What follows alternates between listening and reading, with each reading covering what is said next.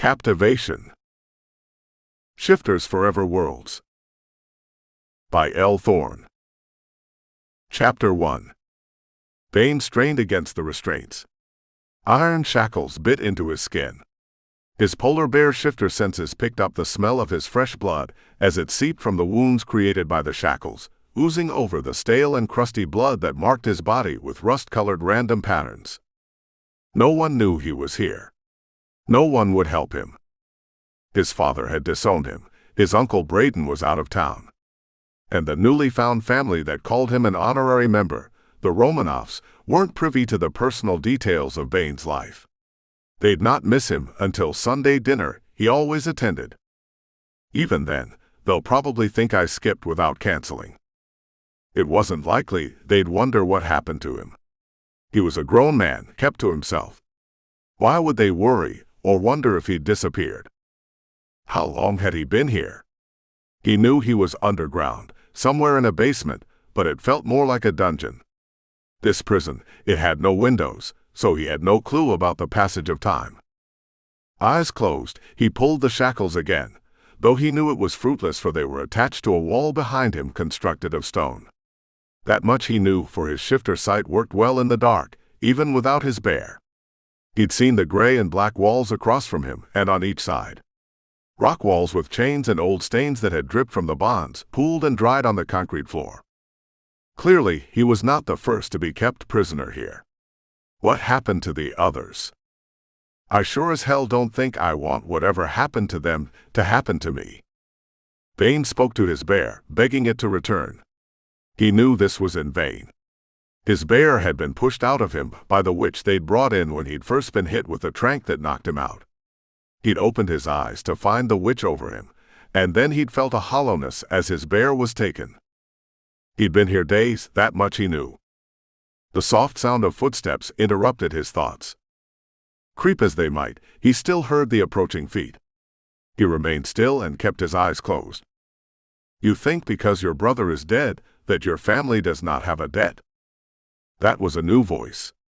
Curious about this one, he opened his eyes slowly and focused through the pain of being suspended. A dark-haired man with eyes so black, his irises were indiscernible stood across from him, in a suit clearly tailor-made, clearly Italian, and clearly worth more money than some people's cars. Instantly, Bain knew who he was. No shifter within 5 states wouldn't know this man. The Italian. Gianfranco Berti. The questions that surfaced in Bain's mind were, why was the Jersey Black Bear shifter in New York, and did he know what he would be risking if Mikhail Romanoff, the territory alpha, knew that another alpha was in his area? Maybe Mikhail did know.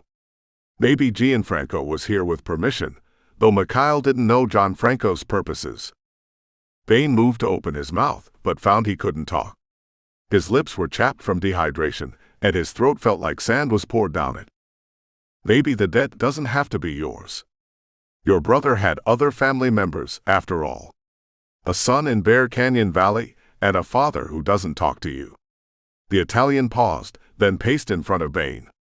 Little Dominic. A nephew that you carry a picture of. Yes, there are others who can pay your brother's debt. An imminent and sinister threat weighed heavily on the Italian's words. Bain's throat muscles contorted as he tried to get the words out.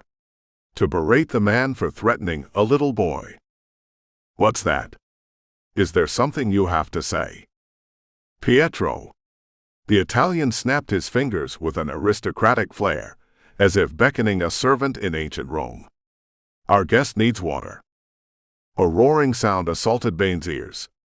He snapped his head to the left to see the source, to be rewarded by the bite of the shackle that encircled his neck.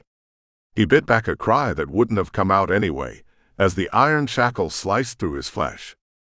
He learned in fewer than a couple short seconds that the bite of the bonds was nothing, compared to the high-powered hose that battered his skin with the force of a flesh-stripping fillet knife. He shut his eyes as water pummeled his exposed face, tormenting skin and raw nerve endings.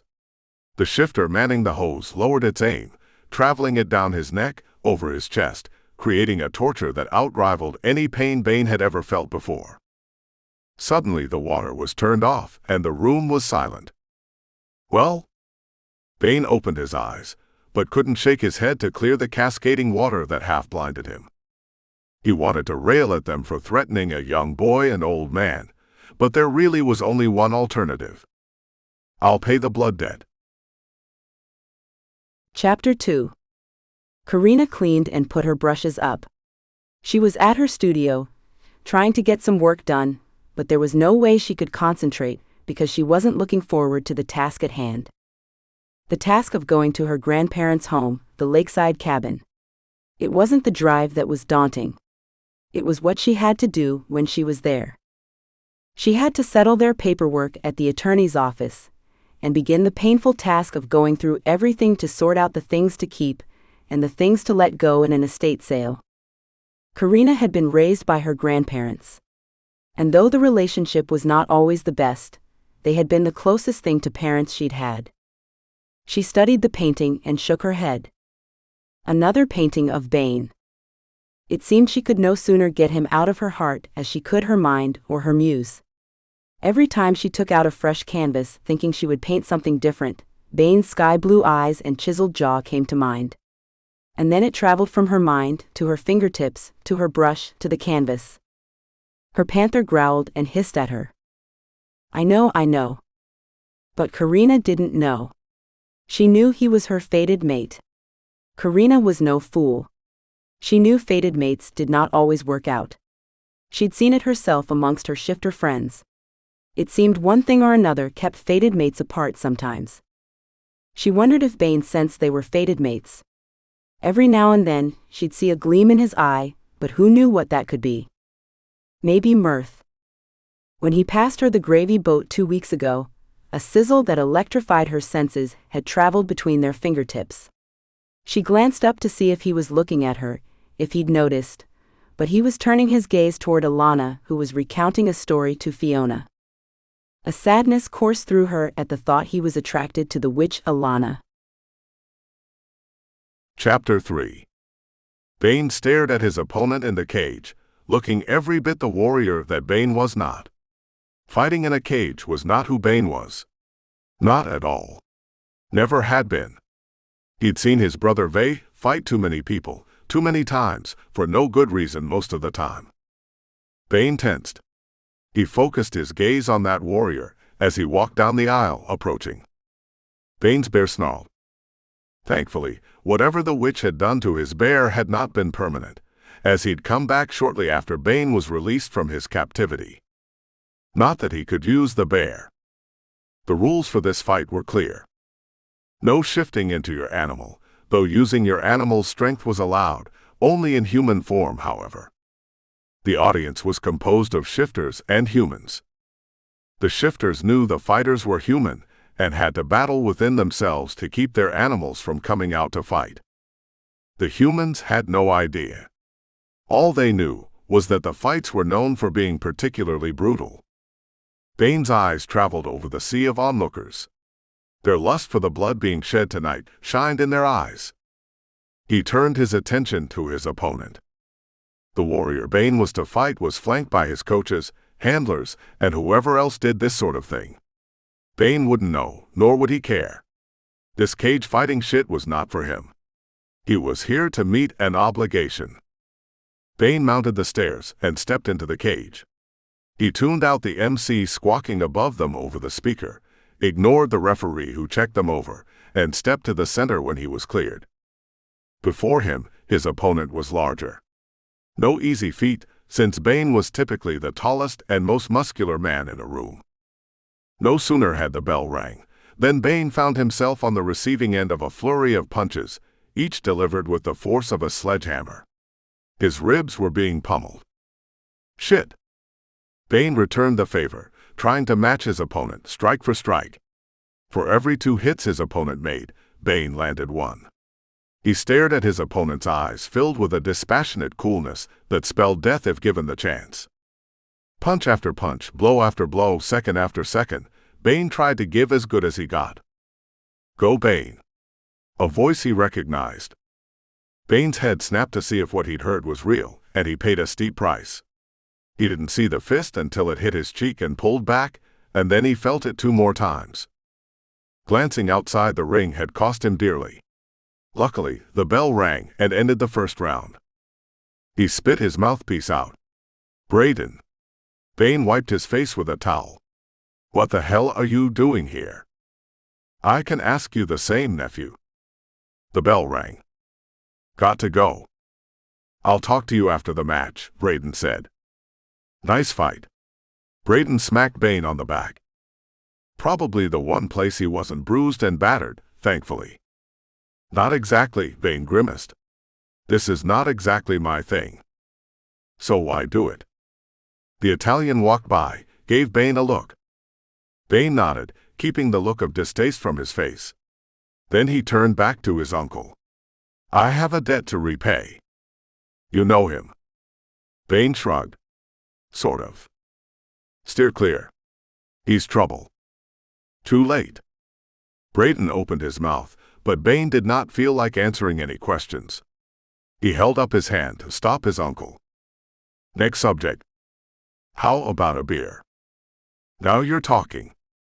In the semi-dark room of MacArthur's Bar and Grill, Bain pulled out a weathered and scratched honey-colored oak stool next to Braden. He flinched as he took the seat. Every single part of his body ached from tonight's pummeling. Where's your girl tonight? Braden made a face. Don't have one anymore. Where's yours? Never said I had one. Bain held up 2 fingers to the bartender. Stouts. I thought you had something for that Romanoff girl. I never said that. And she's not a Romanoff girl. She's the sister of one of the Romanoff girls. Oh yeah. Sarcasm rang. That's a big difference. So what came of that? I almost asked her out. Bain picked up the beer. But I have other things to take care of first. Bain chugged his beer, Carina Araya on his brain. This damned cage fighting was going to be the death of any romance in his life. He would have pursued her before he met the Italian. Now there were other things to concentrate on. Like staying alive. Like not getting her mixed up in that mess. So what about this debt? Gambling? I told you I don't want to talk about it. So how about having someone in your corner? Braden said with a smile, then took a drink. It'd be nice to have someone in my corner. I got nothing better do now that Karen's out of my life. Gee, thanks. You know I'm kidding. I'd be there no matter what. So when you gonna quit doing the fighting shit? Because I know it's not testosterone you're trying to get out of your system, and I'm pretty sure it's not money lost gambling. Fuck, Braden's persistent. Nope. Not gambling. Don't worry about it. I have a debt to settle. K. Braden shrugged. When do you head out of town? Tomorrow. Bet you're all kinds of excited. Bain nodded. He was excited to see Dominic. He'd been nervous about asking May and Mikhail to set up his visit to Bear Canyon Valley to see his nephew, especially after his father had been so eager to see Marty's mate in a legal bind over Vay's death. I'm flying out. Mikhail is letting me borrow his pilot and plane. Nice to have connections. Bain couldn't argue that point.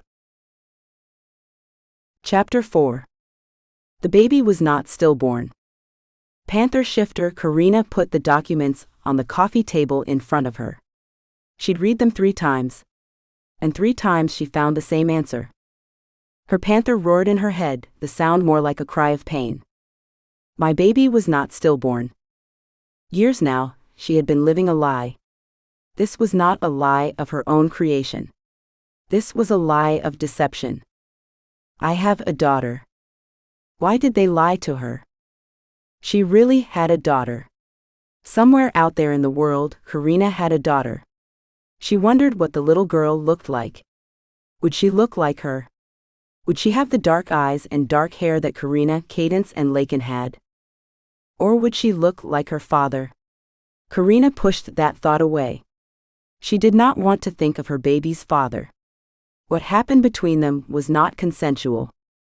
She was young and he took advantage. The result was a baby. Carina carried the baby full term, facing the embarrassment of having to tell her grandparents. Living with their scorn, she went to the hospital when she was in labor and delivered a baby. She had been heartbroken when she was told the baby was not born alive. Carina tried to remember that day. None of it would come back. They'd given her medicine, and everything was a fog. Everything, her daughter's birth, being told she was not alive, not even getting to see her. Carina sighed and rose to her feet, walking to the large window that faced the lake.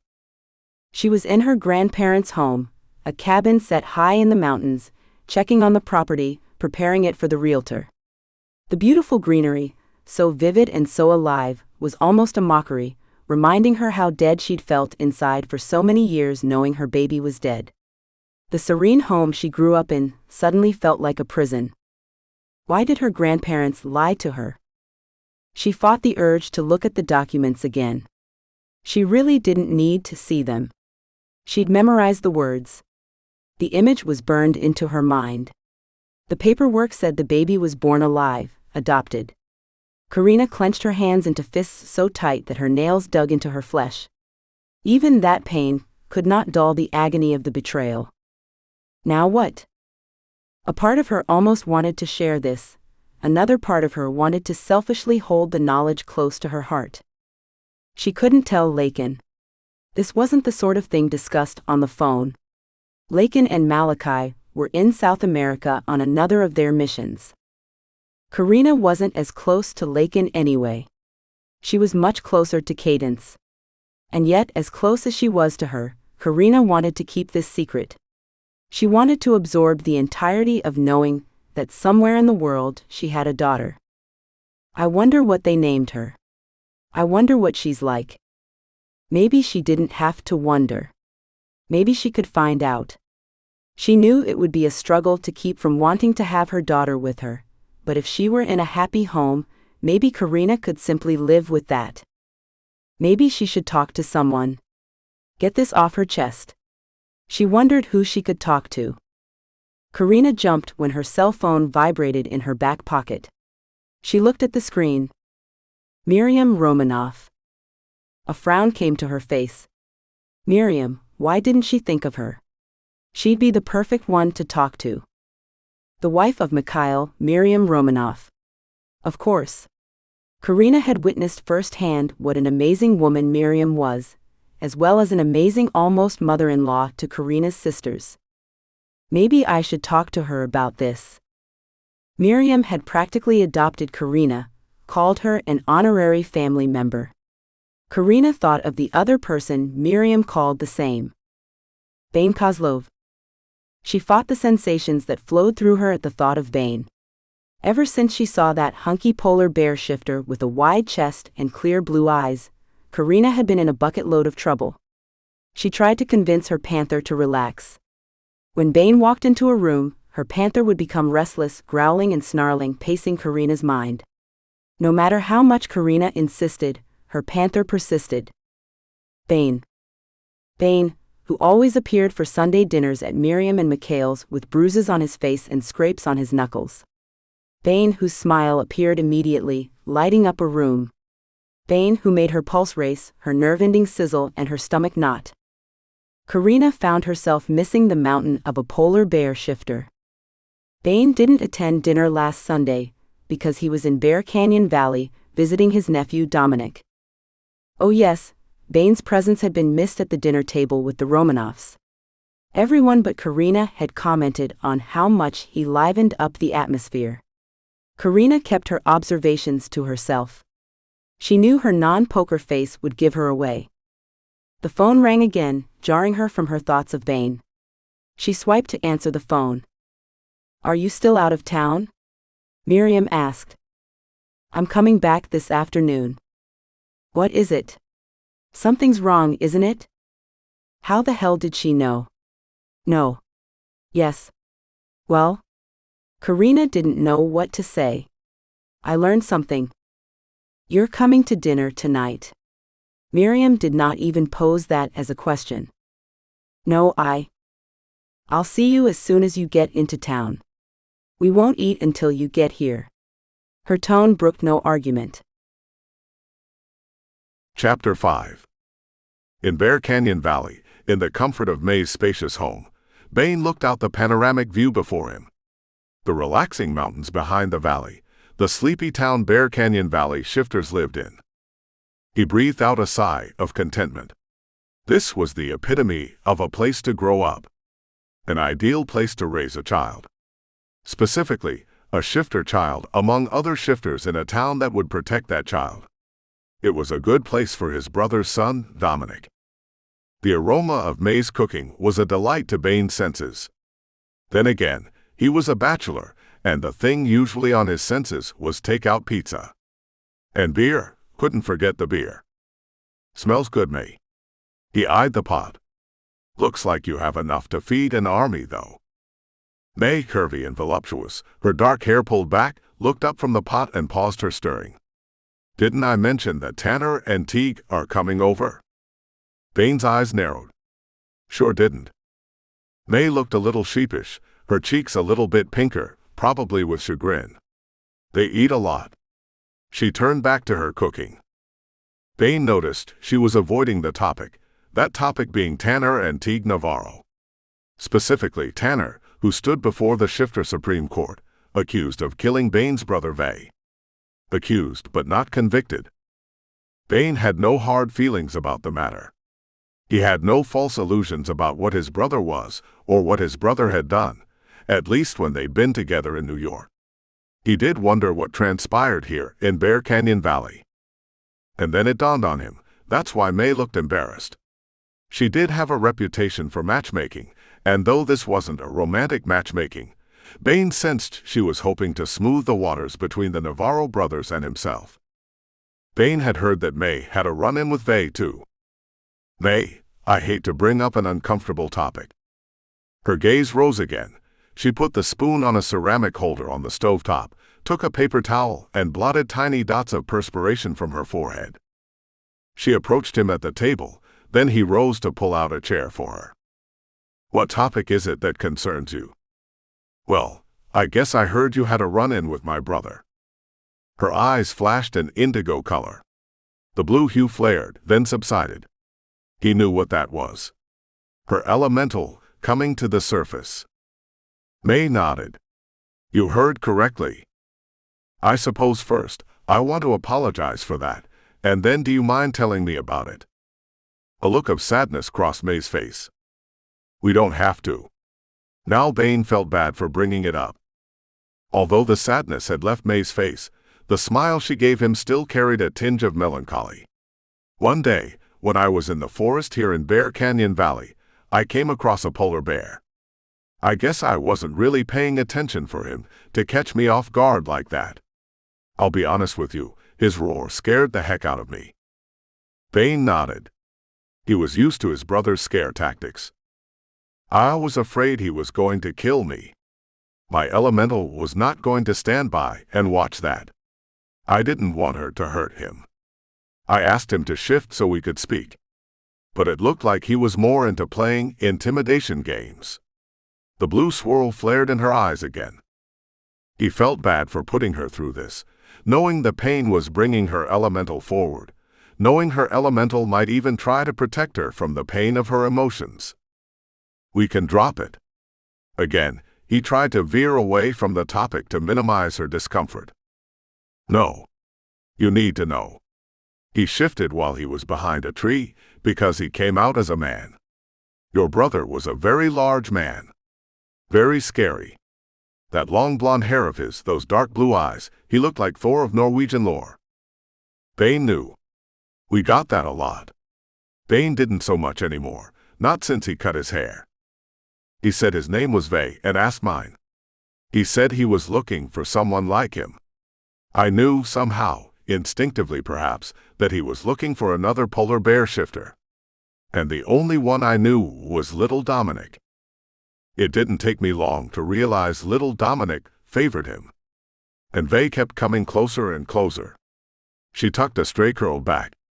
I told him this wasn't a polar bear community, because I didn't want to lie, but I wasn't about to tell him where Dominic was. Then he shifted and rushed me. So my elemental attacked. She covered her eyes with her hands. I'm ashamed to admit I blacked out. That was my experience with your brother. Bain reached across the table and took her hands in his. I'm sorry you had to go through that then and now. I had no right to make you relive it. May reached around the table and gave him a hug. I'm so glad Dominic has you in his life. Tears glistened in her dark eyes, and the blue flame had become a ring that surrounded her black irises, glowing an indigo color. A knock at the door interrupted him before he could express his appreciation. Tanner sopped up the last of May's stew with her homemade bread. You missed your calling. You should have opened a restaurant instead of a hair salon. May laughed. We saying I can't do hair. Tanner, Teague, and Bain joined in the laughter. No, Tanner said. I'm saying you do food mighty damn fine. Sure do. Thanks for dinner, Teague said. Bain nodded his appreciation. He'd had dinner with the two brothers and May. The dinner had not been uneasy, but Bain's mind had been. He couldn't get his head to push away the fact he needed to talk to these brothers. That he wanted to know about Vay's last moments. He wanted to know what happened. So, began Teague, knowing you, May, there is always an agenda. So what's the plan? What? May wore an innocent expression on her face. Yes, you. Tanner softened his words with a smile. I know Bain has questions. And you are the only ones who can tell him the answers. Bain nodded. About that day. That day. Teague began. Let me tell it, Tanner said. Your brother was here to kill Marty and Dominic. He talked about the night. Tanner swallowed and fisted his hands. The night he raped Marty. He got ugly and very personal. Tanner rose to his feet and began to pace about the room. Nobody rushed him. It was his story to tell, and not an easy one, that was clear. I wanted to control my emotions. I tried my damnedest. Teague didn't get in the middle of it. It was a fair fight. He stopped in front of Bain, locked eyes with him. This is no excuse, but I think your brother had a death wish. I think he wanted to die. Well? Bain did not know what to say. Forgive me, please. Tanner's eyes were filled with pain and sincerity. Bain did not know what to say. He was not one who advocated killing others, but he understood that sometimes there were circumstances that necessitated it. I'm happy you're the father Dominic needs. That's all he could think to say. He'd spent several days with these people. He knew they were good, and he knew they would not kill without good cause. They had opened their homes, their arms, and their hearts to him, and they made sure he was included in Dominic's life. Chapter 6. Carina stood on the Romanoff stoop. She was a soaking mess. She couldn't find a place in the parking garage across the street. She finally lost her patience and parked down the block. That's when it started pouring. And she had no umbrella. Miriam opened the door, took one look at her, and yanked her inside. Oh my God, you look like you've lost your best friend, your puppy, and fell into a deep well. She peeled Carina's jacket off. Let's get you into a nice, warm shower. I have clothes you can borrow in the guest bedroom. After second servings of the best meal Carina believed she'd ever had, she pushed her chair back and took a deep breath, straining the waist of her pants. Thank you. I needed that. Seems you need something else, judging from the look in your eyes. Mikhail blew on his coffee. Carina debated. Did she really want to tell anyone about it? Did she really want to be judged? She looked in Miriam's face. Then she looked at Mikhail's expression. This couple had practically adopted her sisters and her. But she didn't want anyone else listening into the conversation. Where's Alana? She looked around, as if expecting her to show up. She's out, Miriam said. She's spending the night with Fiona and Jonah. We have all the privacy we need. Carina gave her a look of appreciation. Mikhail cleared his throat. Do you need more privacy? Carina was going to say yes, it was on the tip of her tongue, but something stopped her. Maybe her Panther. No. Please stay. And so she told the story. The whole unvarnished and ugly story. Except to Carina, it wasn't ugly, just heartbreaking. Doubly so, because now she knew she had a daughter and did not know where she was. She took a bite of the New York cheesecake with raspberry sauce. That's it, she said. That's all of it. Miriam looked at Mikhail. You can make this right. You can help. Carina snapped her head in her direction. What do you mean? I can find her, Mikhail said with confidence. It's true. Miriam put her hand over Mikhail's. If anyone can, Mickey can. Mikhail raised a brow at her. Shame on you. Calling me that in front of others. Miriam giggled, her eyes twinkling. The merriment was not enough to lighten Carina's burden. Take heart, Miriam said with a smile. I'm sure within 24 hours, he will know exactly where your daughter is. Chapter 7. Are you coming back soon? Bain Kozlov studied the child before him. His dead brother Vay's son. Dominic. He smiled. As soon as I can, little man. Bain had spent a few days in Bear Canyon Valley, the guest of Mae Forrester and her mate Jake Evans, called Doc by everyone who knew him. It had taken Bain a few days to build up to the point where he felt comfortable calling the grizzly shifter Doc, instead of Jake. Not because Bain was a polar bear shifter, and polar bear and grizzly shifters had a rivalry. He felt no enmity toward shifters of a different kind. Bain didn't roll that way. And not because of anything that Doc had done. He and Mae, and the rest of the Bear Canyon Valley clan, had been hospitable to an extreme. Especially when one considered they could have greeted him with coldness, a behavior that his brother Vay had almost sown, nearly destroying Bain's ability to have a relationship with Dominic. Speaking of, his little polar bear shifter nephew wrapped his arms around Bain's thick muscular thigh. Hockey, soccer, and rugby had molded muscles on top of muscles on Bain's tall frame. I'm going to miss exploring the forest with you. The high-pitched tones of one so young, Dominic's voice was choked with emotion. Bain bit back the angst. He'd miss the little one himself. Vay and Bain were half-brothers, but both favored their polar bear shifter father, and so did Dominic. Bain wondered if he'd ever have a son that looked as much like him as Dominic did. Then again, he wondered if he'd ever have a son, period. Thinking of a son reminded Bain that he was without a mate. Not that he hadn't found the one he wanted. God knew he had. Dark hair and dark eyes haunted his days and filled his nights with dreams. His polar bear fretted and growled every time she was around. So why didn't Bain just go for it? Make her his? He couldn't. He had an obligation, and it was personal, private, and one he had to fulfill. If he took a mate, and then she was left widowed. He pushed the thoughts away, and concentrated on Dominic, picking him up and tossing him up in the air. He was rewarded with giggles and snorts of laughter from the little polar bear. His laughter became so intense, it sounded like a series of tiny growls. Eyes on him caught Bain's attention. He looked up. Marty, Dominic's mother, was watching in the doorway, a smile on her face. You look so much like your brother, but yet you're so very different, she remarked. Bain knew Vay had lost it, the disorder taking control.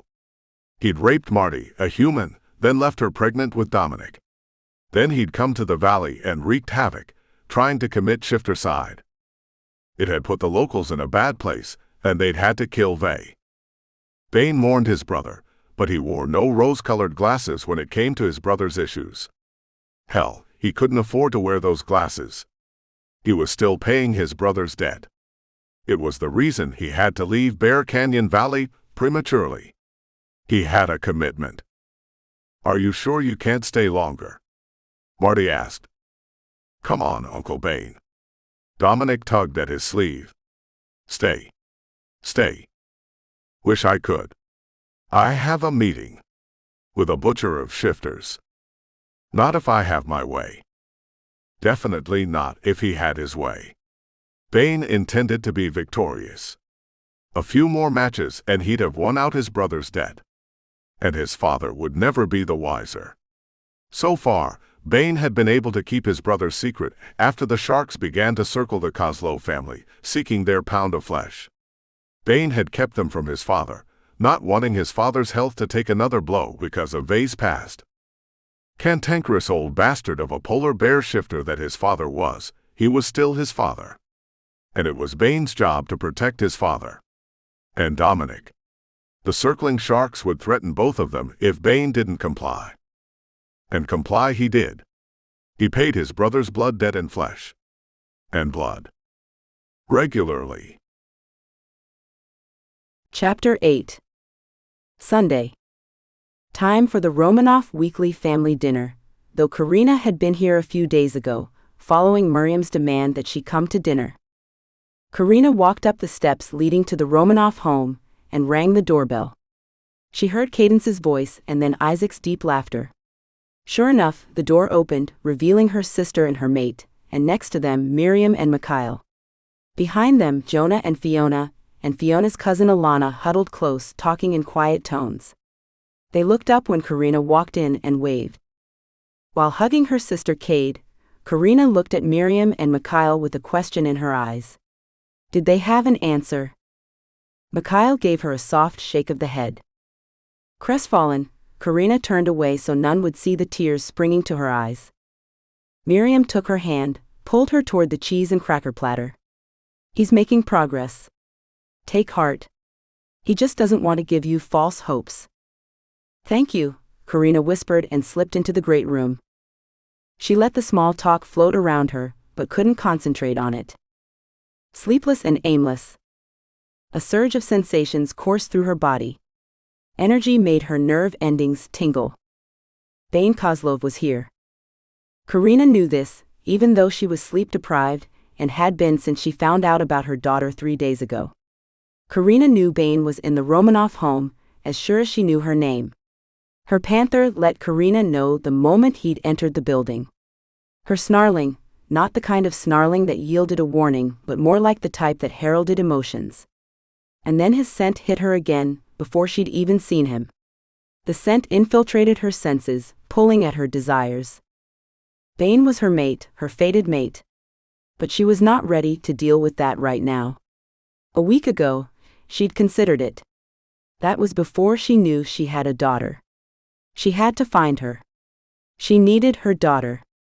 A few days ago, Carina would have been ready to acknowledge and deal with her feelings for Bain, but that was before she saw the documents. He walked into the room as if he owned it. Shoulders broader than any of the other men, arms so thick you'd have thought he was a lumberjack. Carina caught herself holding her breath, and this wasn't the first time. Evening, Bain said to everybody, but his eyes were focused on her. The intensity of his ice-chip eyes. The focus in his gaze penetrated deeply into her soul. It was as if she could keep no secret from him, and yet she did. She had secrets from everybody, it would seem. Everybody but the Romanoffs. Something was different about him. Carina studied Bain. She couldn't put her finger on it, but something was very, very different. His face. It wasn't injured.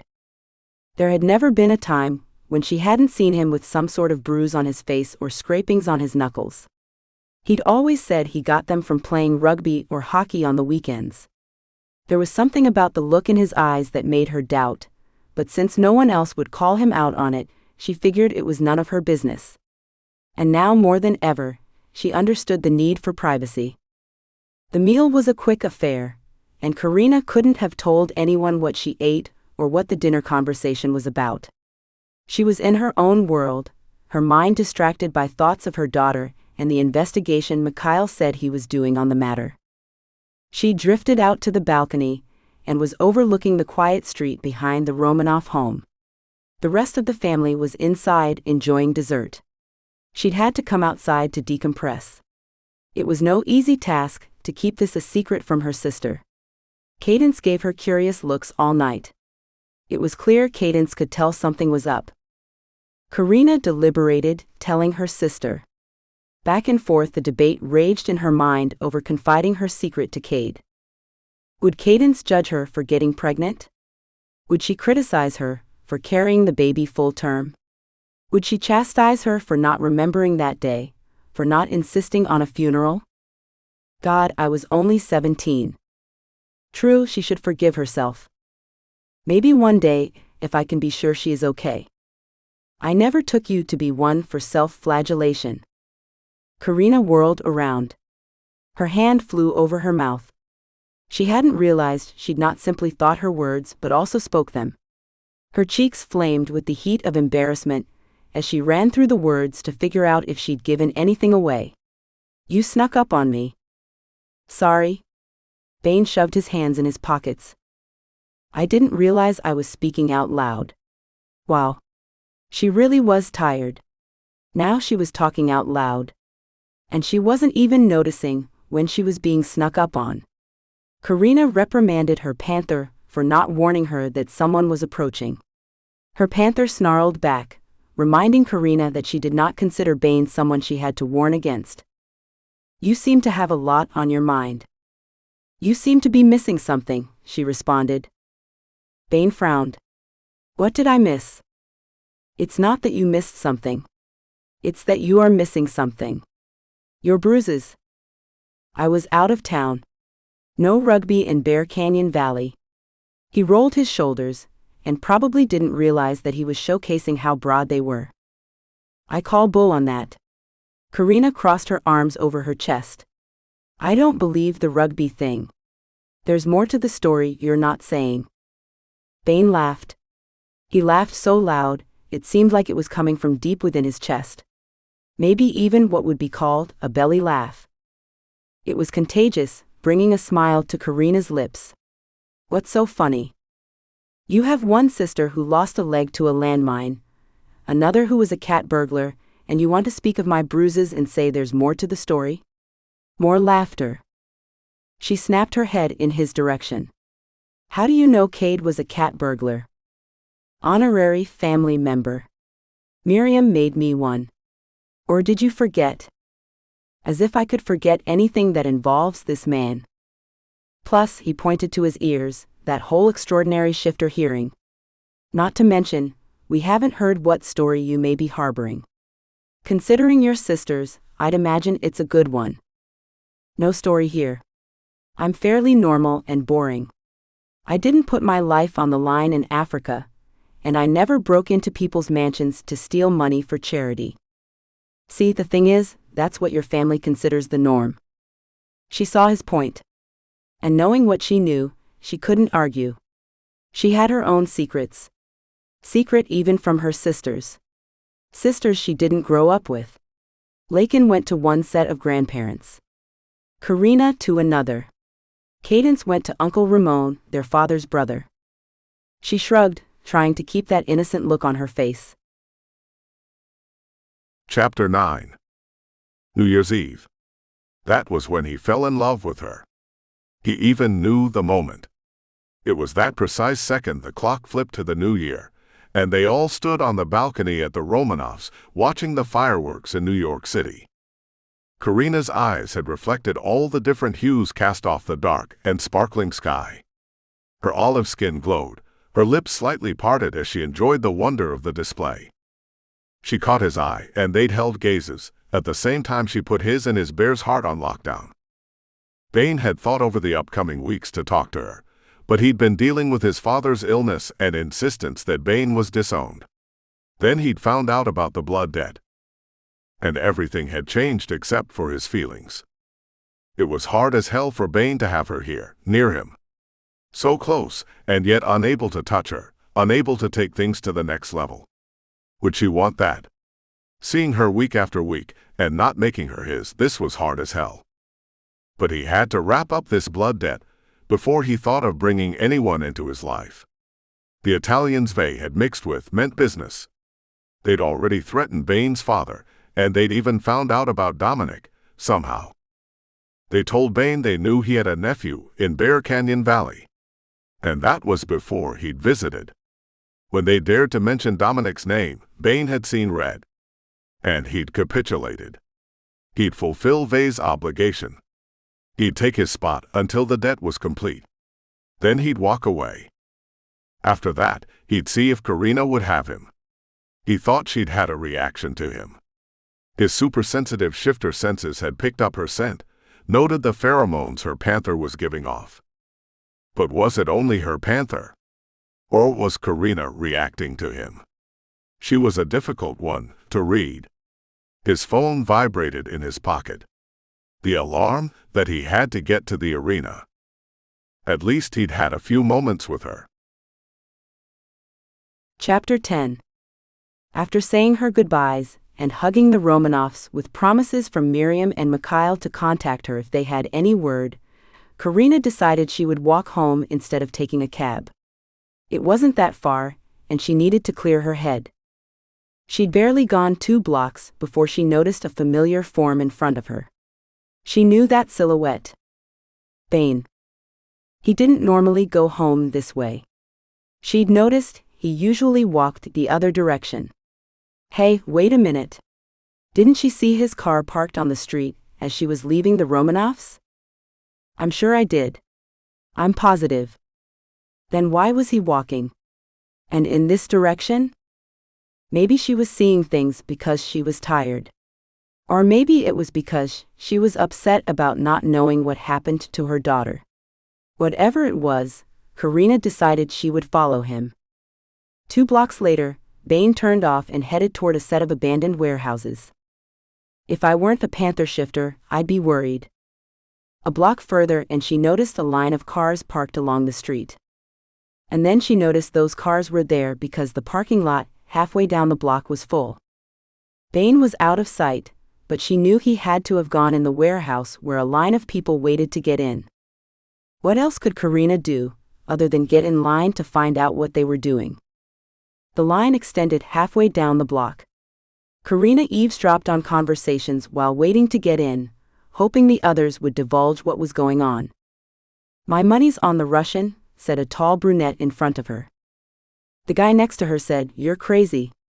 There's no way he's going to win. Have you seen him? He's a mountain, she countered. I give him 2 rounds. He's not a trained fighter. The guy had a smug expression on his face. Fighter? Rounds? Carina's mind was going through a myriad of possibilities. Only one answer stuck. She heard of these things. Heard that there were underground fights. That people would bet on them. Was Bain going to watch a fight? She peeked at the line, still looking for him. There he was. Only he wasn't in line. He was going through a side door.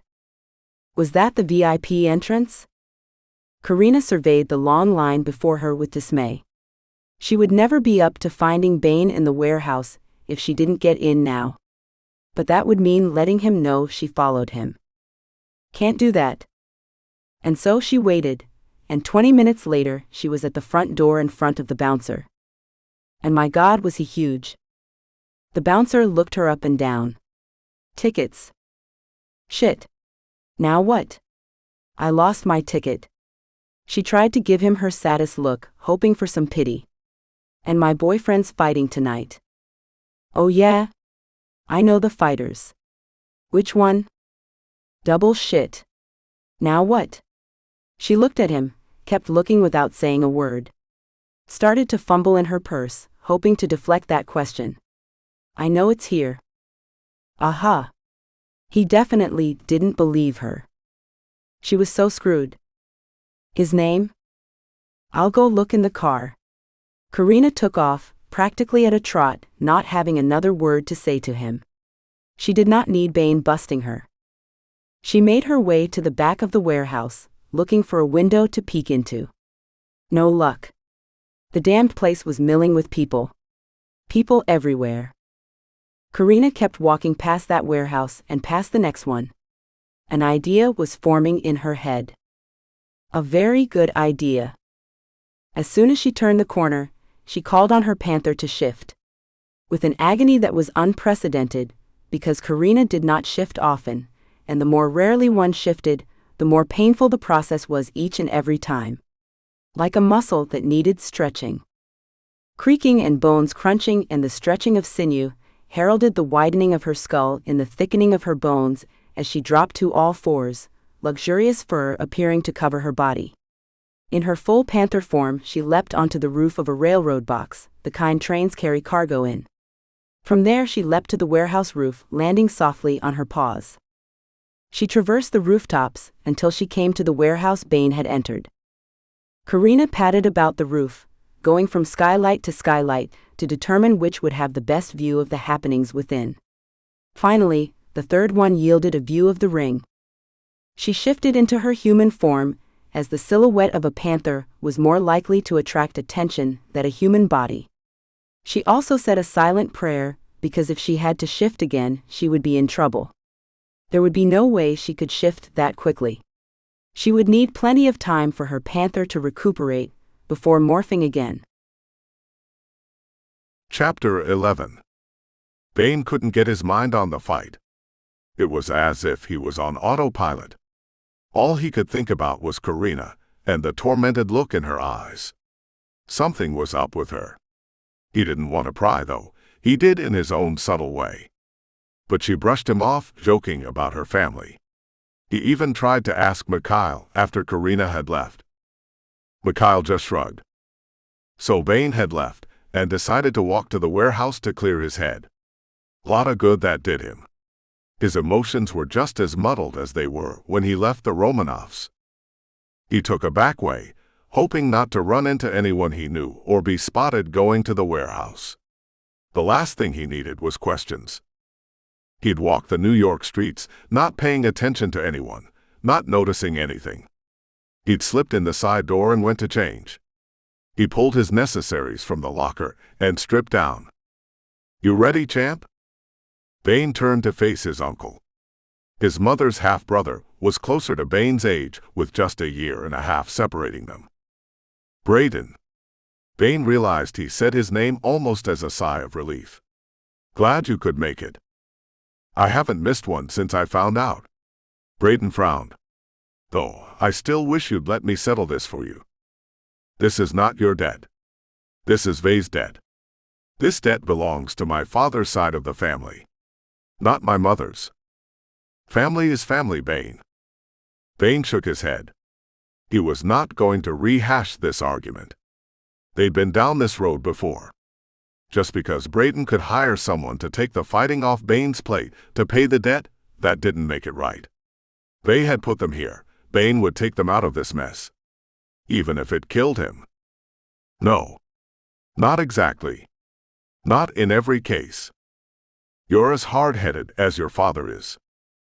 Still, appreciate your support. Bain put his hands on his shoulders and brought them close, his forehead touching his, as he looked at his polar bear shifter uncle's eyes. He saw the concern there and was glad this man would be in his corner. Glad his uncle had always been there. In his bag he heard his phone vibrate. Either it was a text or a call, but neither was something he could take the time to deal with right now. He had 3 fights tonight, not back-to-back but close enough. This night would be brutal, more than any other night he'd fought thus far. The Italian was taking the blood debt, literally, it seemed. "There you go," Braden encouraged. Lying on his back on the floor of the ring, Bain glanced his way as Braden popped his fist into his palm. "That's it." Bain shook his head to clear it. He got a lucky shot. Braden may have thought he was doing good, but he wasn't. He had just recovered from a chokehold and was seeing stars. "I can't get my fucking head in the game." Just as he was thinking that, just as he was trying to talk himself into getting it together, he never saw the train that hit him in the jaw, knocking him into the fencing that surrounded the cage they were in. And it was a cage. This was not a ring. And there were no gloves. He regained his footing, but staggered forward. He was taking a beating. And this was his 3rd fight of the night. Within Bain, his polar bear roared, itching to be released, if only a little bit. His bear was straining to help Bain, with a slight light blue and gold flash in the depths of his eyes, as the only sign he was releasing his bear just the tiniest bit to help him through this, because otherwise he was going to end up in a hospital. Bain snarled. "Do it." Bain heard the bear in Braden's voice. Braden obviously knew that Bain's bear was surfacing. With a swiftness that betrayed his fatigue, Bain tore into his opponent. His bare fists a flurry windmill of stone hammers, he regained his control over the fight. His opponent tapped 3 times, indicating his surrender. No tapping came from the Italian that held the blood debt, the same one who owned the warehouse and the fighting ring. No tapping, said the ref, who was just a paid monkey of the Italian. Bain calmed his bear, pulling him in and spit out his mouth guard out so he could speak. His opponent spit his out, raised his arms to knock fists. Where the hell did that come from? A trickle of blood slid from his lips. I guess I got a second wind. Chapter 12. Carina watched the fight, and she cringed at each and every hit Bain took. When his opponent kicked him in the face, the one in the final fight, she'd flinched at the sight of blood splattering across the ring. Barbaric. She couldn't believe he actually enjoyed this. Why was he doing it? There had to be a reason. She'd noticed the man in his corner of the ring. She'd never met any of Bain's friends. In truth, Bain was a mystery. She wondered who the man was. It was clear they had a closeness. Just wait until next Sunday night, Mr. Bain Kozlov. She had some questions for him. Chapter 13. Bain woke up on Braden's couch. He gave the idea of standing a brief thought, but the second he moved his legs, he was reminded of the torment he'd put his body through a few hours ago. You fell asleep. Braden handed him a fresh ice pack. Bain groaned as he took the one off his shoulder to replace it with a new one. Every muscle hurt. Every single damned one. It feels like a fucking truck hit me. He tried to breathe but found even breathing hurt. Change that to 3 trucks. Braden laughed. That would sum it up. You know you can stay the night, right? Bain had never taken up his uncle on that, but tonight he would. And then he remembered. My phone. Yeah, you have a text from Mikhail Romanoff. Odd, Mikhail never texted him. Must be important. He groaned as he shifted to reach for his bag. Braden jumped up from the recliner, set his bottle of beer on the coffee table, unzipped Bain's bag, and handed him the phone. He read the text, I need to see you. Just like Mikhail, straight to the point. Why don't you hibernate to heal? Nah. I can't afford to go into too deep a sleep. Mikhail wants to see me. Hibernation healed the human wounds while the bear took over. The problem was that it made a shifter vulnerable, so it was rarely done unless it was dire, or if the one hibernating trusted those around him or her. I'm sure he can wait an extra day or 2 while you heal. He never reaches out. For him to do that now, he needs something. I'll be fine. Bain adjusted the ice pack, leaned back and closed his eyes. You look like hell. Mikhail surveyed Bain from head to toe, then back up again. The Italian. Bain scowled. Was there anything Mikhail Romanoff didn't know?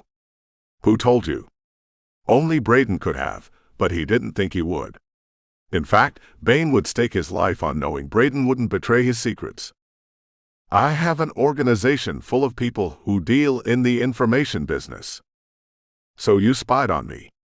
An anger began to course through Bain, but at the same time, a feeling of belonging to a family where someone cared. This was new to Bain. Mikhail raised a brow. I call that looking out for my own.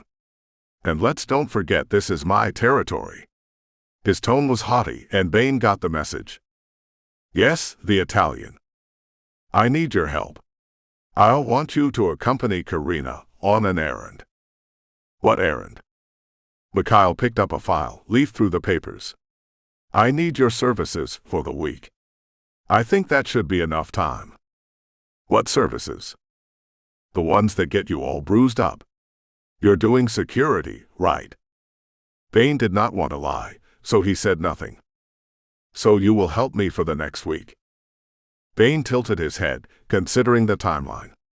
That will prove difficult. I will take care of the Italian.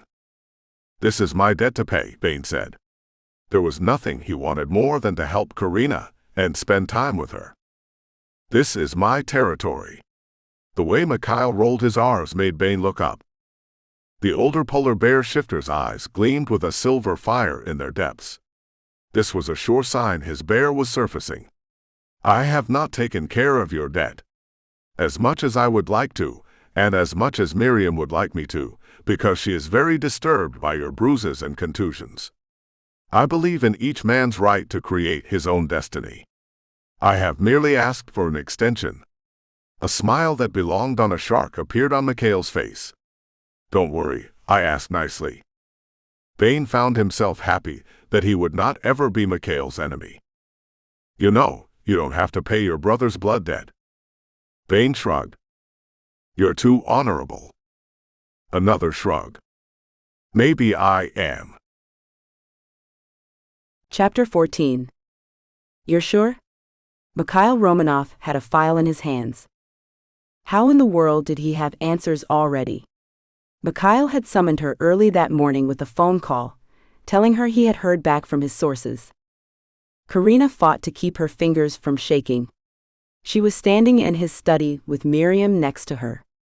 Miriam had her arm around Carina's shoulders. Carina had not slept well the last few nights, after the night she'd come over and told Miriam and Mikhail the whole story. You're sure you want answers? Mikhail repeated his question. I'm sure. Good or bad, I need to know. Miriam's hand traveled down Carina's arm and clasped her hand tightly. We're here for you. Whatever you need. Your family. And not just honorary. Your sisters are mated to my nephews, who are practically my sons. That makes your sisters my daughters. And that makes you my daughter as well. Carina's bottom lip trembled. She wanted to cry at the woman's generosity and kindness. She fought the tears. Do you want to read it? Or do you want me to read it to you? You do it. Carina held on to the back of the chair. Mikhail opened the file. Her name is Brianna. They call her Bri. Carina exhaled, looking down, keeping her emotions hidden from view. So she is alive. And she's with a family. Joy that her daughter was alive, coupled with disappointment that she would not get to be a part of her life. For what couple would let her be? Surely they'd want to keep Brianna to themselves. And she could not blame them. Not exactly, Mikhail said. Carina's head snapped up. What do you mean? Mikhail sorted through the papers, pulled one out, held it up so she could see it. No family? Carina took the page from him. She studied it. Brianna's parents had been killed. She paused to absorb that. Carina was no stranger to shifters losing their parents when they were young. The world was dangerous for shifters. Rivalries were dangerous. Territorial disputes. So many perils. She kept reading, then looked up at Mikhail. My daughter is in an orphanage for shifters? When orphan shifters don't have family members, that is where they are taken. Miriam's tone was sad. That's where the boys would have been placed if we had not taken them in. But? Carina glanced at the paper again. 4 years? She's been in an orphanage for 4 years? She's been there since she was a toddler? In California. Chapter 15. Bain settled into a plush seat, but he couldn't get comfortable. Not with the punishment his body had taken the night before. He and Carina were on Mikhail's private plane, piloted by Mikhail's personal pilot. The pilot announced they were less than an hour from the airstrip, near their destination. Carina's eyes were closed, but he knew she was not sleeping. She had told him nothing about their mission. Neither had Mikhail. Hey, he whispered. We are almost there. Don't you think you should tell me what I'm walking into? Carina opened her eyes. Her beautiful chocolate brown eyes were surrounded with bloodshot whites. And they were swimming in tears. She looked away, her jaw clenched. Bain looked away too. Now he felt like an asshole for making her cry. I'm sorry. The sigh she heaved was ragged, and it tore deeply into his soul, attaching itself with fishhooks and tugging at his heartstrings. He was very sorry. My daughter. His gaze snapped away from the window and onto Carina. Your daughter. Why didn't he know anything about a daughter? She nodded. It's a long story. She clenched her hands into fists, then flexed them open-fisted. The last time she opened them, she gripped the seat so hard her knuckles turned white, and the tendons popped out. No, it's not a long story. I had a daughter. I was told she died at birth. I recently found out she didn't. She turned her head toward the window. So now you're going to visit her. He was trying to figure out where he fit in this picture. Anyone could have accompanied her on a visit. Not that he didn't want to be the one, because he wanted that more than anything, but he didn't think anybody else knew that. Not exactly. Her voice choked on the words, a sob at the ready. Okay, this was a bit confusing for him. He wanted to pounce in, get answers, solve problems, and make things better for her. But a part of him, maybe his bear, told him that was not the way to go. And so he waited until she was ready to talk. And he waited some more. At almost the point where he was going to lose his patience, she began to make tiny circles on the armrest. My daughter was adopted. Her parents were killed 4 years ago. She's been in an orphanage ever since. Bain's heart broke with that revelation. He could not even begin to imagine the pain she was going through. He reached out, put his hand on hers, stilling the nervous pattern-making. The chemistry between them sent a shock through his body. He ignored that chemistry. This was not the time, no matter how much he wanted her, no matter how much her scent was making his bear crazy. No matter how much his bear paced in his mind. I take it we're going to this orphanage? She nodded. This should be just a quick visit, a matter of picking her daughter up. So why was he here? You're probably wondering why you're here. I'm glad to help, but I did wonder. I did too, that's why I asked Mikhail. Bain hoped it had nothing to do with her not wanting him here. And what did he say? He said you had experience with the law. I don't practice anymore. And that's New York law. He said state laws wouldn't matter, shifter laws would, and that you could talk a good game.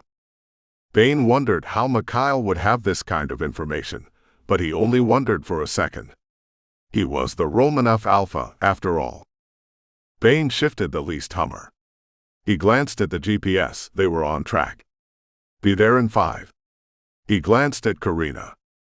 She'd gone back to clenching and unclenching her hands, making fists over and over again. He reached across and put his hand over hers. We got this, he told her.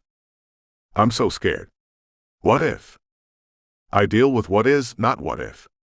Bain realized how harsh his words sounded, and gave her a smile of encouragement. He tapped the brake as he took a right turn down a road that warned this was private property, and no trespassing was allowed. Nice friendly place, he thought. A quarter-mile later, he nosed into a parking spot in front of a large building made of tan and brown stones. The building was old, at least a century. He wondered if it had been in the hands of shifters all this time. Helping Carina out of the Hummer, he flicked the fob to lock the doors and took her arm, then walked her up a set of a dozen stairs to thick wooden double doors. Before he knocked, he looked at her and said, "You good?" Carina sucked in a deep breath, making her seem taller, then let it out. I'm good. Let's find my daughter Bree. That's short for Brianna. Bain gave her a smile of encouragement. We will. He knocked, not wanting to assume it was okay to simply enter. The door opened, and a woman stood before them, a stern expression on her face. Yes. Bain heard Carina swallow hard. I'm looking for my daughter. Brianna Carlson. The woman's gaze traveled over them, barely contained distrust shown in her eyes. We have no Brianna Carlson here. Carina paled. Bain's eyes narrowed with suspicion. Are you sure? When my daughter's adoptive parents died, this is where she was sent. As I said, the woman crossed her arms over her chest, there is no Bree Carlson here. Then how do you know her nickname? Carina stepped forward. If she's not here, tell me how you know her nickname. Bain bit back the smile at the gumption Carina showed. The woman glanced to her left and raised her arm, then she opened the door. Behind her was a large room in muted grays and forbidding black. From a side door, 8 large men stepped out. It was obvious they were shifters. The man in the center, the largest one, taller than Bain but not quite as wide, stepped forward.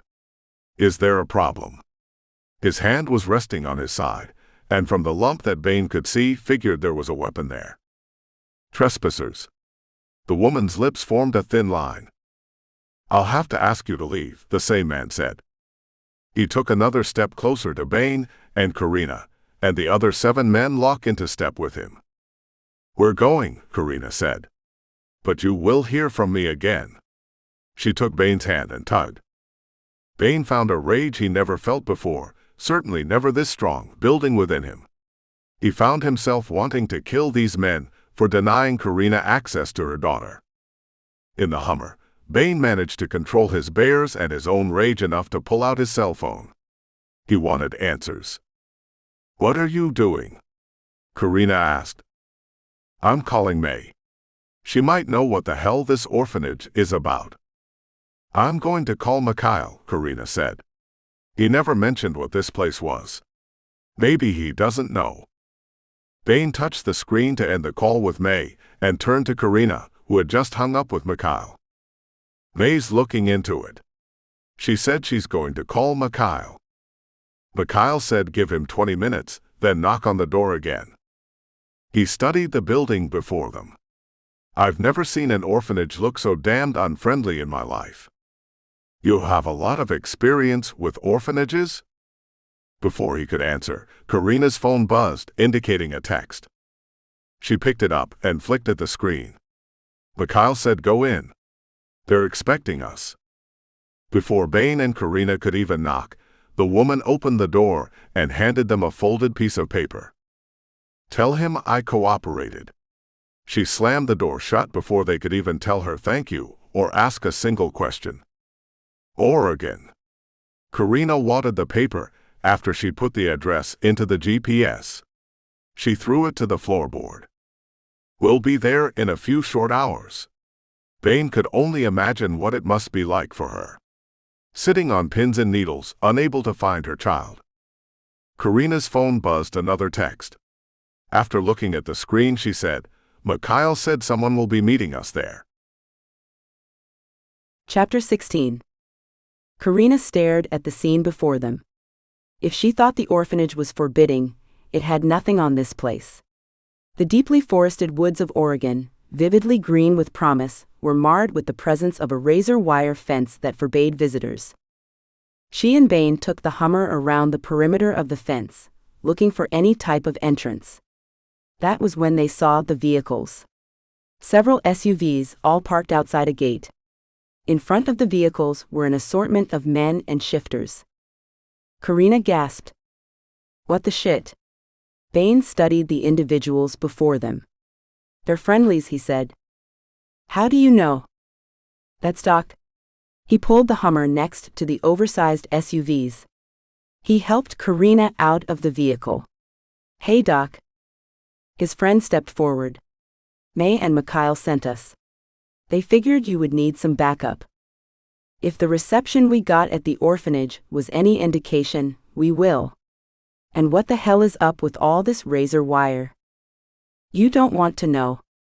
Doc glanced at Carina. "Yes, I do." Carina's voice was edged with steel. "Shifter black market." Another man stepped forward. "I'm Griz." He indicated 3 men behind him. "Lance Cross-Judge, my nephews. Enforcers." One of the men, Carina couldn't tell which was which, said, "Former enforcer." Doc pointed to 2 men standing back. Tanner and Teague Navarro. Bain nodded to the brothers. "Looks like we have backup." Serious backup. What could go wrong now, Carina wondered.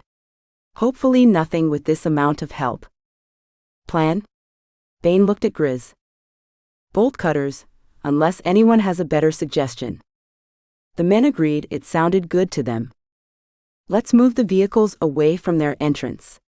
There's a clearing not too far from here." We can park there, head to their fences, cut through a shift, and head to the main house. He looked at one of the men. You have a layout? The man tapped his pocket.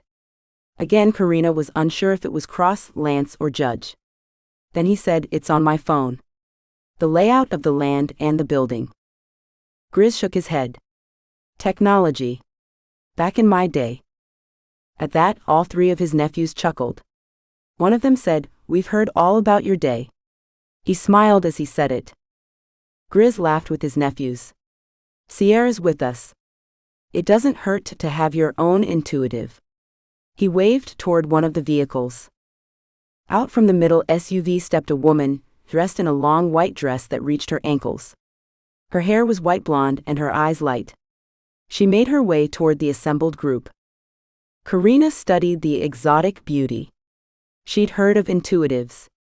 She'd assumed the shifter population had wiped them out. I didn't know there were any still around, she whispered. Griz turned to her. They've been driven underground for the most part. Ciara is my cousin. Somewhat distant cousin, Ciara said as she stepped into the group. It's nice to see you have a lot of backup, Bain said. Let's get the show on the road. He looked from Ciara to Carina, then back to Ciara, then said to Carina, can you stay here with Ciara? Carina practically sputtered her response. I'm not staying behind while you're saving my daughter. We can take care of this, Bain said. And Ciara can't go, that is not the place for her.